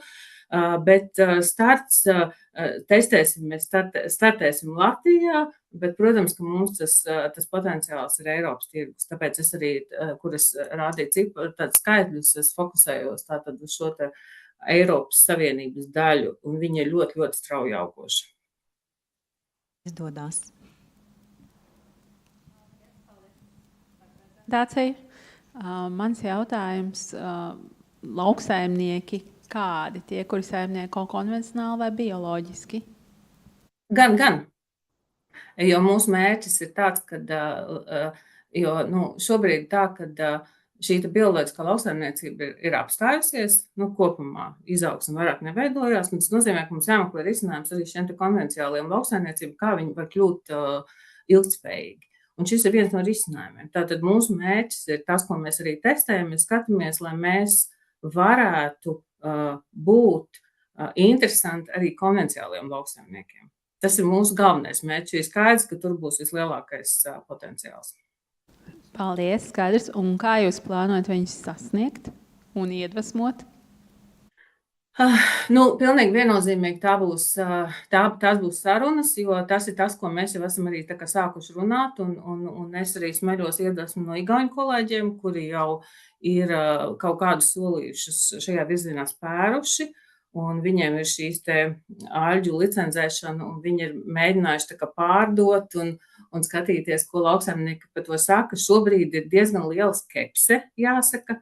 Tas nozīmē, ka mums būs jāstrādā ar ienākošo likumdošanu, jāskatās, kurā brīdī mums būs jāiet un droši vien jārunā par šo, vai šo produktu vienkārši caur testiem jāparāda, ka šis strādā, jo mums būs lauka testi, un tiklīdz sāksies lauka testi, tas nozīmē, ka mums būs tas jānes tautā, lai mēs parādītu, ka var saimniekot citādāk, un ka mums ir sava biomasa, kuru mēs izmantojam no saviem resursiem, un attiecīgi tālāk varam veidot šo mūsu lauksaimniecību ilgtspējīgāk. Un plus, ko es varbūt nepateicu prezentācijā, ka mums arī paralēli notiek testi, ka mēs skatāmies, kā arī pievienot šos te food waste un skatīties, kā varētu kombinēt šo biomasu startā jau tātad biogāzes ražošanas, pirms mēs sākam ražot biogāzi. Paldies! Thank you, Inese, and thank you, jury. Also, thank you to all of the participants who are very, very brave. And I wouldn't want to be in the shoes of the jury because I don't think this will be an easy decision for you. So I think it would be only honest if we would give them at least 30 minutes to discuss. Do you agree? Okay, then the jury can go. I think you have a separate room where Santa will guide you, and then you can have your time, and we will wait you to be back here 40 minutes past 4:20, or maybe quicker. Okay, so thank you, jury. But meanwhile, let's support them.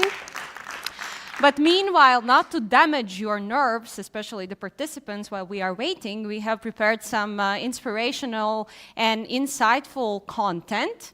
And we will start with an interview with two women in business. So I welcome Evita Lūkina, the owner of organic farm Ozoliņi, and Ksenia Langa, a food technology professional with extensive experience in sales and product development. And both of them are actually mentors at the EVA program.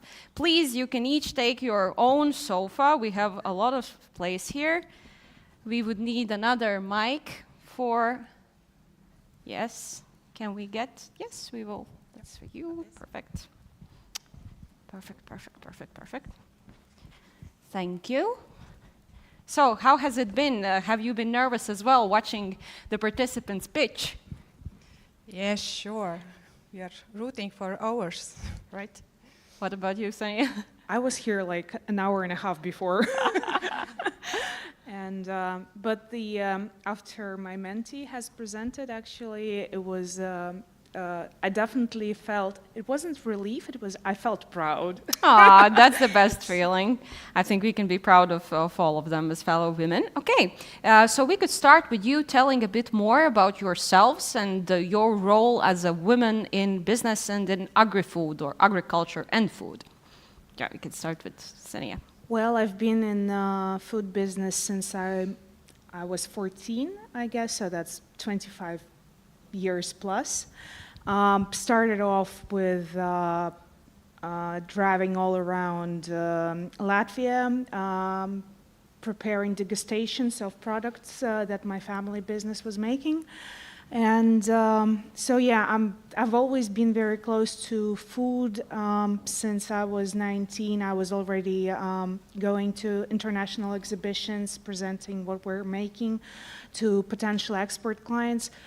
So I would definitely say that I kind of grew up in food sector and food business, and so when the time was right for me to make the decision what to study, I actually went to study food science, and I've been there ever since.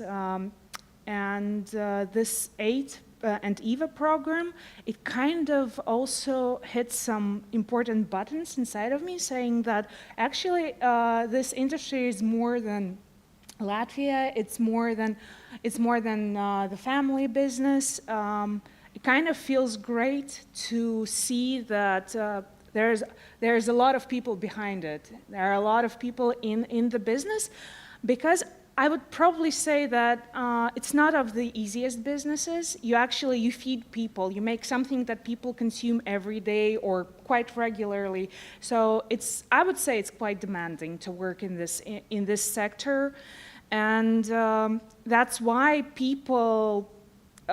Entrepreneurs, I don't know, would you agree with me or not? You're just always there with your hands and feet and your head, and it's so important to have this feeling of being supported, that there is something bigger than you, than your business behind you. So definitely, a lot of thoughts with this program as well, and even that I've been in the business for so many years, I've definitely have come along with some new feelings, which is great, the tingling sensation. That's great. We will also touch on that a little bit later as well. What about Evita? So my story is a bit different. So you said 14 years of age, you started in the business. Then I thought, okay, maybe me too. I was selling tomatoes and cucumbers in the market which were grown by my parents. Maybe it counts a little bit. But on a serious note, I started to work in the food industry, we call it now, just 10 years ago, moving from my office job, a normal office job, 9 to 5. I worked in an educational sector. That's why also maybe this particular project or program appealed me, because there is education and business hand in hand, and I really find it this is the way how it should go. Yeah, my daily life is organic farm, 100 hectares of, I call it Kingdom of Forest and Meadows. Nothing less. I produce organic tea, and it's already 25 years in the market. It was started by my mother-in-law, so it's a family business. I just got lucky to be able to continue and grow further this business. Oh, wow. So you both have experience in family businesses. That's nice to hear. We were talking a lot today about the differences between men and women, and there is still some kind of inequality. How is it for you as women in agri-food business? What are the biggest challenges in general, as Ksenia already mentioned? And are there any specific differences that you feel that men maybe don't struggle that much with, but you as women do? I actually came across just yesterday, I think, an Instagram of inspirational video how a man, his wife went back home to her parents or something and left him with a toddler for 8 days. And he was crying on the camera and all that, saying that now he understands what is meant by mental load. That's when you just hold in your head all the things that you have to do. And my son is already 10 years old, but I will say that with years, there are only more things that are on your mind. So it's not like, that the child grows up and there are less things to worry about. Doesn't feel like it. So definitely, no matter that how 50%, that's my personal experience, no matter that your your spouse, your partner is doing 50%, for example, still, I think you as a mother or you as the woman in the house, there are so many things that you keep in your head that you're taking care of. That either takes away attention from your business or it takes away from your attention in your family. So that's definitely not an issue, but it's something that you have to think through and find that balance. So that's maybe my personal experience at this point in time. But previously, I would say, when I was actively going, finding clients in export markets, I definitely felt that, for example, Northern Europe, I would even say America, Northern America probably, it's very Europeanized and you don't feel intimidated. But then there are cultures where much more masculine, much more dominant, and if you're a woman in sales or you're a woman that is just out there trying to do business, there might be some, occasions at some points when you feel that you are sort of, dominated or you're asked some questions. So first, I would say first 5 to 10 years, I was being very active in sales and traveling. I've had a few situations where I was kind of thinking it would be so good to have a mentor that would just take me through the processes and explain that, okay, things can happen, this is how you can go about it, don't take it close to heart. So yeah, I had some of those dominance, I would say, issues, the cultural ones, and now, by the time you're 40, you just don't care that much when you're like 20 or 25 or 30. So yeah, for me, probably those two things that I have encountered. Thank you. I think a lot of us can also identify and resonate with that. What about you? Yeah, I agree with Ksenia about this, that women's workload is doubled by this household also kind of laying on their shoulders. I'm not sure where I got the statistics, but I heard that we are allowed to be able to answer on a high quality of 150 questions per day. And so for women, it's like a breakfast takes up already 50, so we have very limited amount to devote to the business later. That's why I'm happy that my kids are already almost grown-ups, 21 and 15. So also some struggles, but far, far less. And I'm really kind of going more and more in the business, so I'm setting boundaries. And this, I also heard from the presenters, many are like family-based business, like ours actually, as well. And if it's also your workspace is your home, so this making boundaries between business and family, it's hard. It's the hard part. But learning and as in a business, I really haven't encountered that much of a difficulty. Maybe my business is very small and all like herbal tea, and who would say something bad to a herbal lady or something like that. And if I think about my export successes so far, it's all actually women-to-women businesses. So if you speak to business to business or business to client, so in this sphere, so I have reached a mutual agreement on an export business part only with 3 females. So I actually love this women-to-women idea that we could each other support ourselves, and you can make some partnerships as well, maybe. Yeah. Ksenia already mentioned about the mentorship, that going through her own journey, it felt like a mentor would be valuable, and now you had the chance to be mentors to these wonderful women. So I want to ask you, what did you gain as an insight or value for yourselves throughout the experience of mentoring others? Well, there definitely have been a few wow moments when you were able to share information or whatever you know that the other person hasn't discovered yet.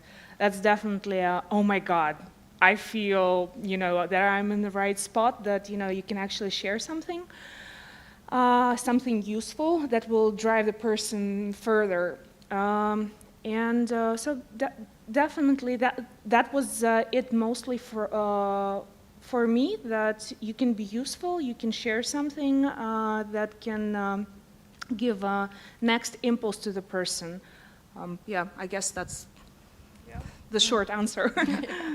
So yeah, I was so happy that Santa approached me and gave me this huge opportunity to be a mentor. It was the first time. So Jolanta, how was it? I don't know. We survived, But yeah, I think I also, when we met quite regularly, we skipped only just a few sessions during this half a year. And I started soon enough to call them Jolanta's Inspiration Hour. Because what I saw that she has knowledge on her own, she is in a business and she knows her life the best, and she has enormous motivation to develop it. So just I think sometimes it was a relaxation hour, hour of quiet, and it's also kind of I hope it's helped keep going. Like for her and for me, it was yeah, exceptional new experience, and this knowledge sharing experience. Yeah, it's something. Yeah, I really enjoyed the process a lot, and yeah, definitely willing to in search for new opportunities. What advice would you give to the participants who are now finishing the program and taking the steps to scale their businesses further? And maybe not only for the participants, but also for, I see a few men here as well, but maybe females who are starting out in business.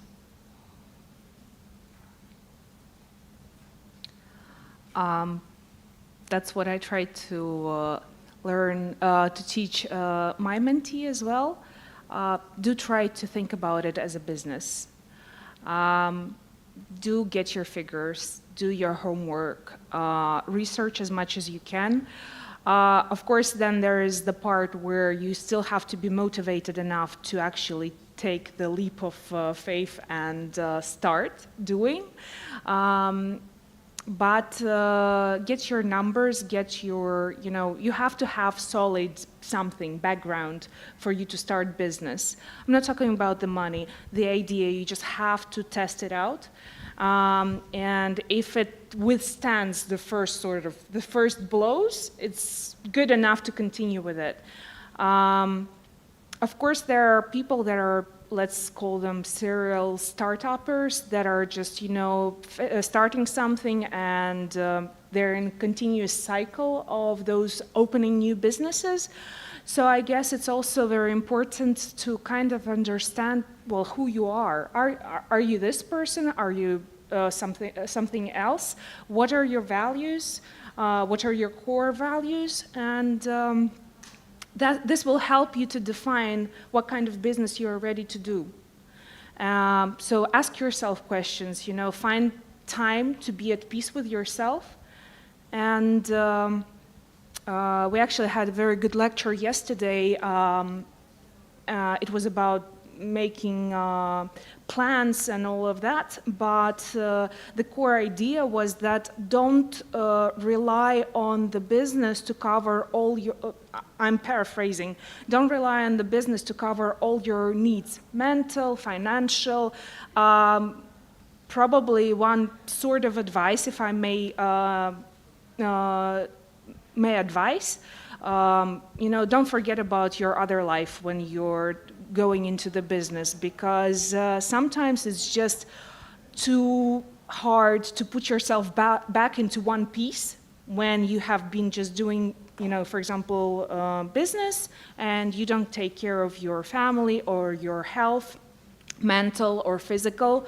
So just try to find the balance in all of this and test your ideas. So, because when you get to some important point, for example, the end or the middle part of your project, you still have to be able to enjoy what you've done, the achievement, and not just lie in coma thinking, oh my God, this has been so hard and I don't understand why I've been doing it. So the journey has to be worth it, just take care of yourself, and don't forget that life is more than just, about being about business. Something like that. Thank you. Evita? Yeah, super. I think you covered all. So it's okay, I will say this. No, she said already. But yeah, I maybe just to stress this last part. It's kind of it's easy to burn out on your own business because just before this session there was a session of young youngsters, and they all were willing to go to these 9-to-5 jobs, and I thought, why would they go there?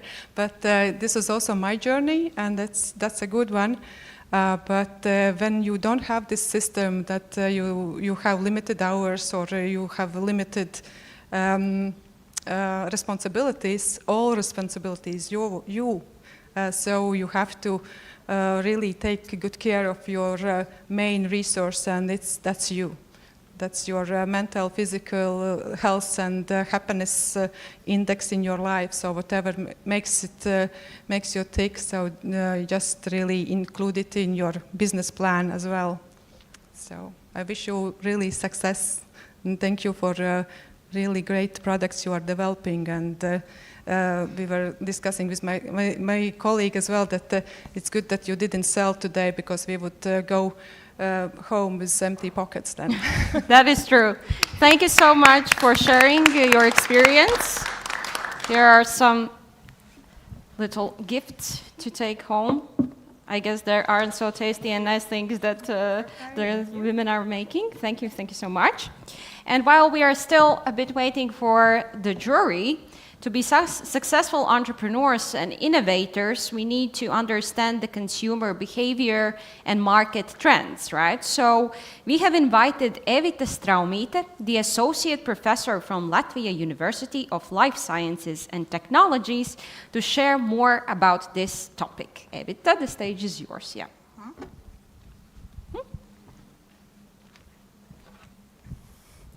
Hello for everyone, and thank you for organizers to be the small part of this big event. And I am food scientist, and my job is I work with students, and the other thing is development of new product and evaluation of new product. And more than 15 years ago, I found my love in research. That is sensory science. Why that is so interesting? Because that is going together with the technologies of new product development, about the quality parameters, and in this sensory evaluation are involved the consumers, the humans, and that is the interesting part of this all things. And today introduce you in the topic consumer behavior and trends in the market. We heard 10 great ideas about the new product development. And I wish all of you found your consumers for your products and find the markets for you. And why it is sensory evaluation, why that is so interesting? Because we use all 5 senses of human to develop, to evaluate this quality and other things. And the first we use our eyes, and that is the senses.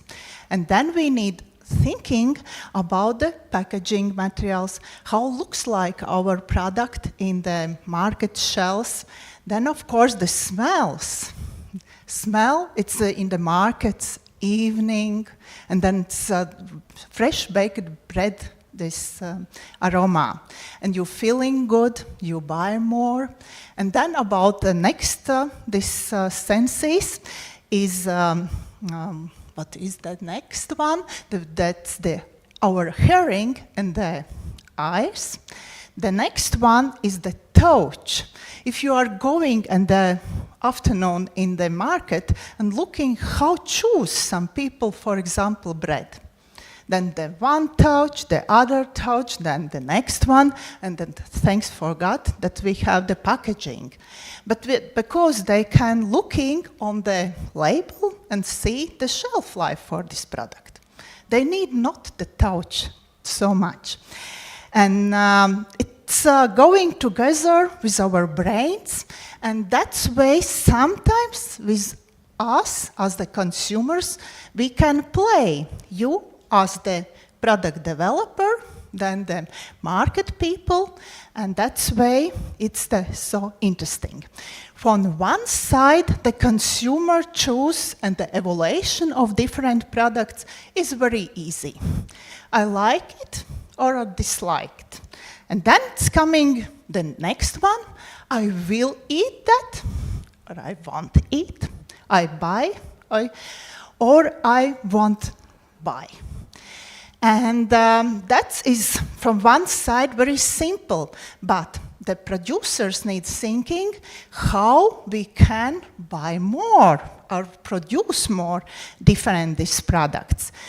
And sometimes we develop very nice product, but in this product development stages, we need remember that we have some people, and that is very high percentage of the people who has food neophobia. What is mean with this? That is that our people are not ready to taste new products. And this is for the children, that's till 50%.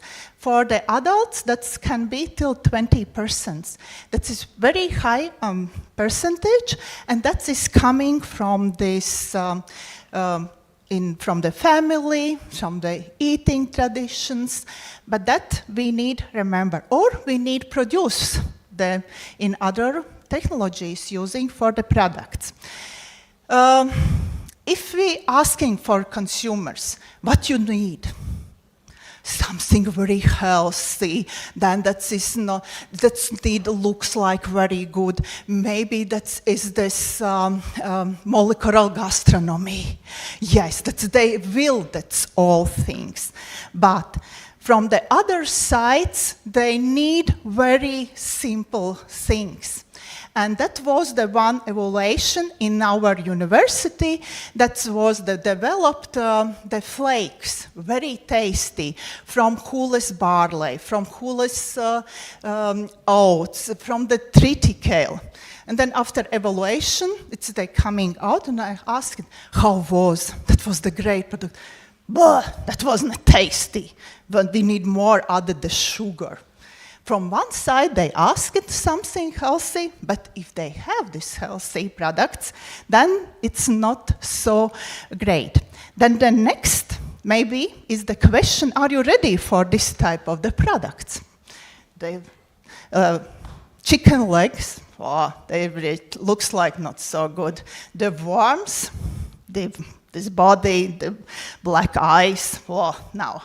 But the queens, of course. That is tasty. That we have the candied fruits, we have the oil, we have the syrups. But we're looking from the other sides, these chicken legs, we prepare very good broth for our soup.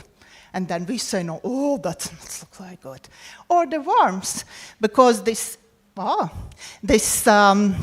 edible insects, that is our future, but we are not ready for this.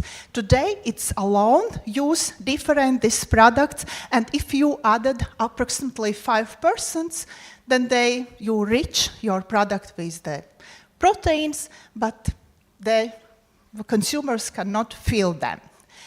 And if I ask, what is the consumer? And what we are as the consumer, then I will say we are the emotions. And that is the human good being that we have these emotions. We can smiling, we can crying, we are tired, we are different we are. And that's all say about what we do in the markets. And here is the top trends in the food in the innovation field. But if we summarize, then the first one big is the key word from this event is sustainability. And today in the trends is the circular economy, the sustainability that we use the different products and different parts of them. Then the other things is if we have some ingredients, then we use all of them. We use the husks or hulls, which are rich with,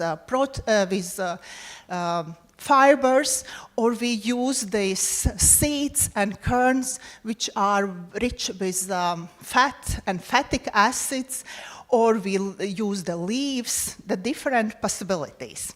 Of course, today is trendy the meat alternatives. That is important, this protein, with products with high protein content.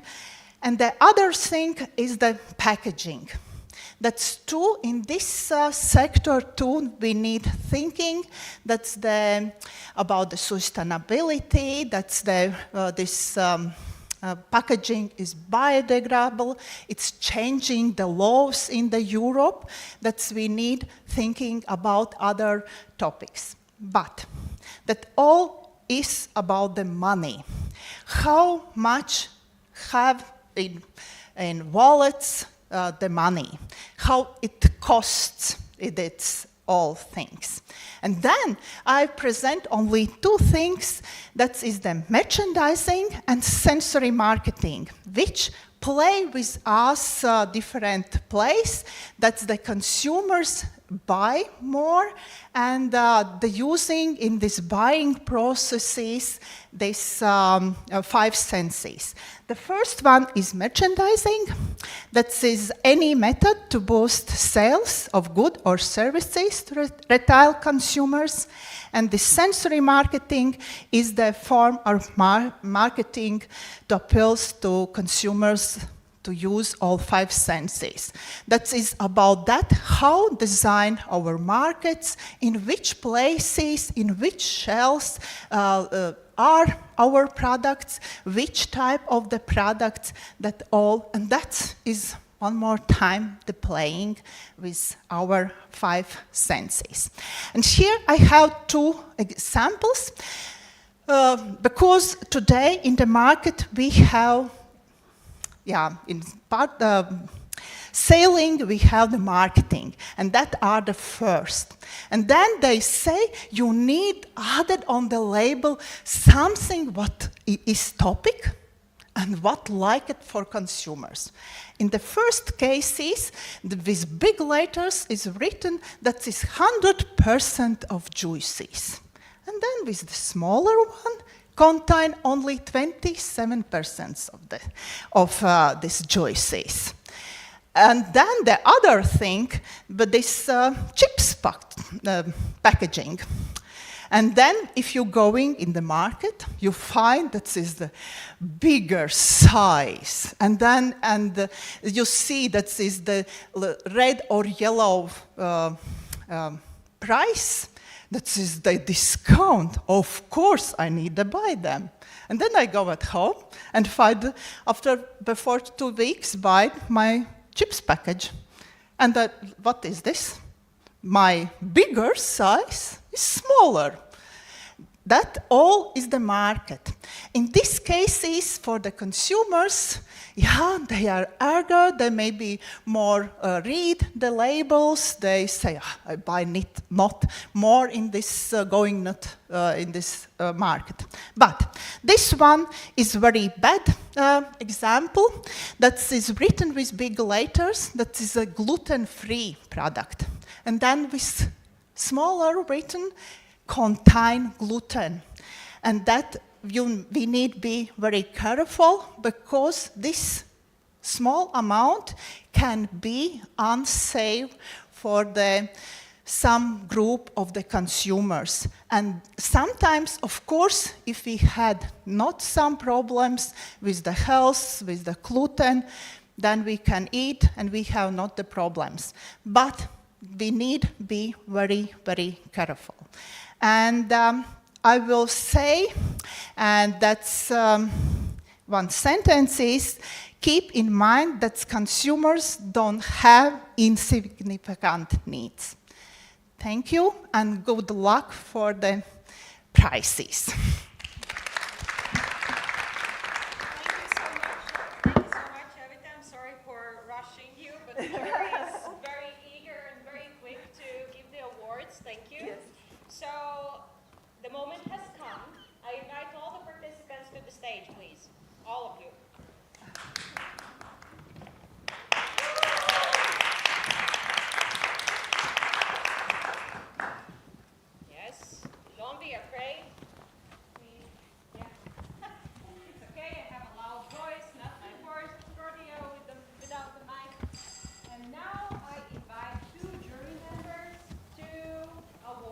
the awards. I invite Elina Michelsone and Ilse Laukaleja-Brocka. Oh, sorry, no, one moment. We have gifts for all the participants first. And you are all the winners anyway. We can applaud, woo! Because all of you go home with knowledge, with friendships, with experience, and with more tools to develop your business ideas further.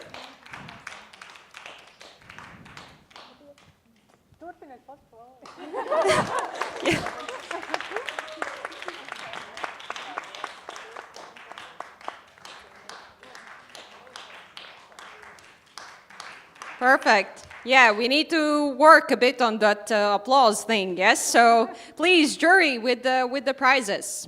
You can step on the stage. Hold here. I will give word to you first, I think. Okay. There you can see 10 outstanding ladies with 10 remarkable ideas with great business potential. And it was really indeed very hard to decide about two main prizes, because I think that you all need those prizes, but I think that you will receive them. If not in this evening, maybe another. I have no doubts about that. So about this second, smaller prize, but that is anyway very good prize. So this lady, what kind of differences she have? She has a lot of diverse products. So there was a lot of products to choose off. So this lady has created product, and there are rumors that this product has shelf time for 2 years. Yes, there are such kind of rumors. So you are thinking which one it is. So the next rumors that I have heard that this lady has created even dessert that other ladies could eat without any regrets. Again, okay. And the last one, she's also Elina. Yes, congratulations!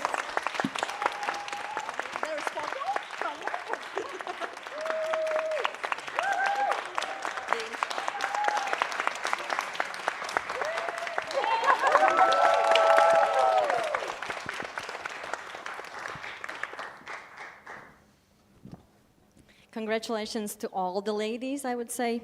You are ladies and you are leaders today, and for all rest EVA program participants in Latvia and also abroad.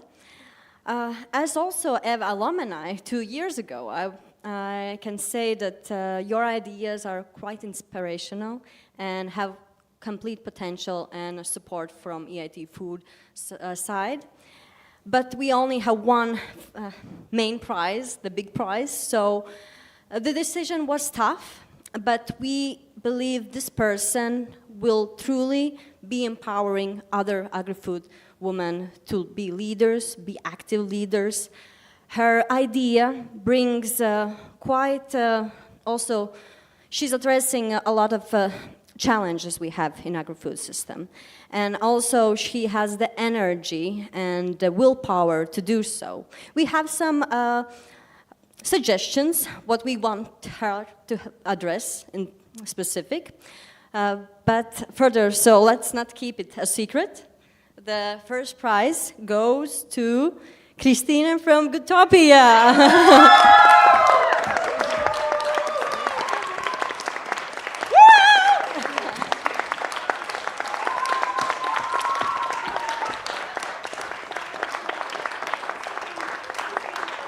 Play, we are the champions, my friends. But as I'm not as good singer as Freddie Mercury, I will just hand the microphone now if you want to say a few words. The second and first place, let's start with first. I don't know if I can speak now, but I'm like super grateful, and I will be very happy to hear your suggestions, because I'm really open to continue this expansion of Goodtopia. And as you see, my team is up there supporting me, and thank you, I love you, and and thank you all ladies. I was actually very nervous about this, because of course we all came to get these prizes, and And yeah, I'm proud about all of us and happy to meet you. So keep in touch and thank you. Hugs for you. Let's create utopia on Earth. Man liekas, ka šī bija pirmā reize, kad es negaidīju kaut ko vinnēt. Tas bija vienkārši čauvis, sēdēju mierīgi, domāju, lai izlemtu, tad vai man turpināt šo visu, vai beidzot iet atpūsties. Un tā kā kosmos, un jūs visi nolēmāt, ka man ir jāturpina. Es esmu ļoti, ļoti pateicīga un priecīga arī šīm visām pārējām sievietēm, kas man tik ļoti iedrošināja un atbalstīja visu šo ceļu. Bez jums es to nespētu. Paldies jums liels! Woohoo! And now a list of thank yous. Thank you, first of all, for all the participants. Thanks for the audience, the supporters, the fans, the jury who made the difficult decision. Elīna Miķelsone, Agnes Radžela Šulce, Ilze Laukalēja Broka, Liene Kravala. Keep clapping, keep clapping. Mentors Zanda Ozola, Solvita Kostjukova, Evita Lūkina, Lauris Grāvelis, Terēze Riekstiņa, Kristīne Veģere, Mārtiņš Kaugars, Evita Štrausa, Zanda Šadre, Ksenija Langa. Experts Dāvids Štebelis, Anita Gaile, Inbal Rahav, Priel Manes, Zane Bojar. And of course, the team of RTU's Science and Innovation Center, Justīna Janaite, Alīna Dolmate, Santa Krastiņa, Patricija Prindule, and Zane, of course, also. Yeah, thank you so much. See you. Yes. They want to speak.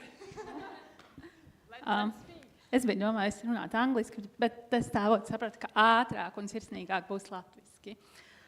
Kaut kur šeit man ir, kaut kur šeit man atrodas mans, es viņu saucu par kompasu, un, lai ko es darītu, vienmēr mēģinu sajust, vai ir pareizais virziens, un šodien sēžot, mans kompass bija ļoti, ļoti noskaņots pareizā virzienā, jo es jūtu milzīgu enerģiju no jums un arī zālē. Mūsu kompasi bija uz ilgtspēju, uz veselību un uz ilgtermiņu, un es domāju, arī daudz tur nospēlē sieviešu intuīciju, un tas, ka mēs domājam ilgtermiņā. Un tāpēc milzīgs prieks par jums, šeit būtu milzīgs gods, un šeit nesu sveiciens no Latvijas Lauku konsultāciju un izglītības centra, un tie, kuri vēl nav mūsu ģimenē, aicinu pievienoties Novadgarša ģimenē, tas ir mūsu sirds projekts un mīļākais projekts. Tā ir platforma, kurā mēs apvienojam visu Latvijas pārtikas ražotājus. Un tur ir iespēja ne tikai redzēt viņus, un tur ir pilnīgi pārbaudīt informāciju par viņiem, un tur viņus var atrast, bet arī iegādāties viņu produktus. Tā kā aicinu jūs Novadgaršā un ceru, ka jūs produkti arī drīz būs mūsu tirgu. Paldies!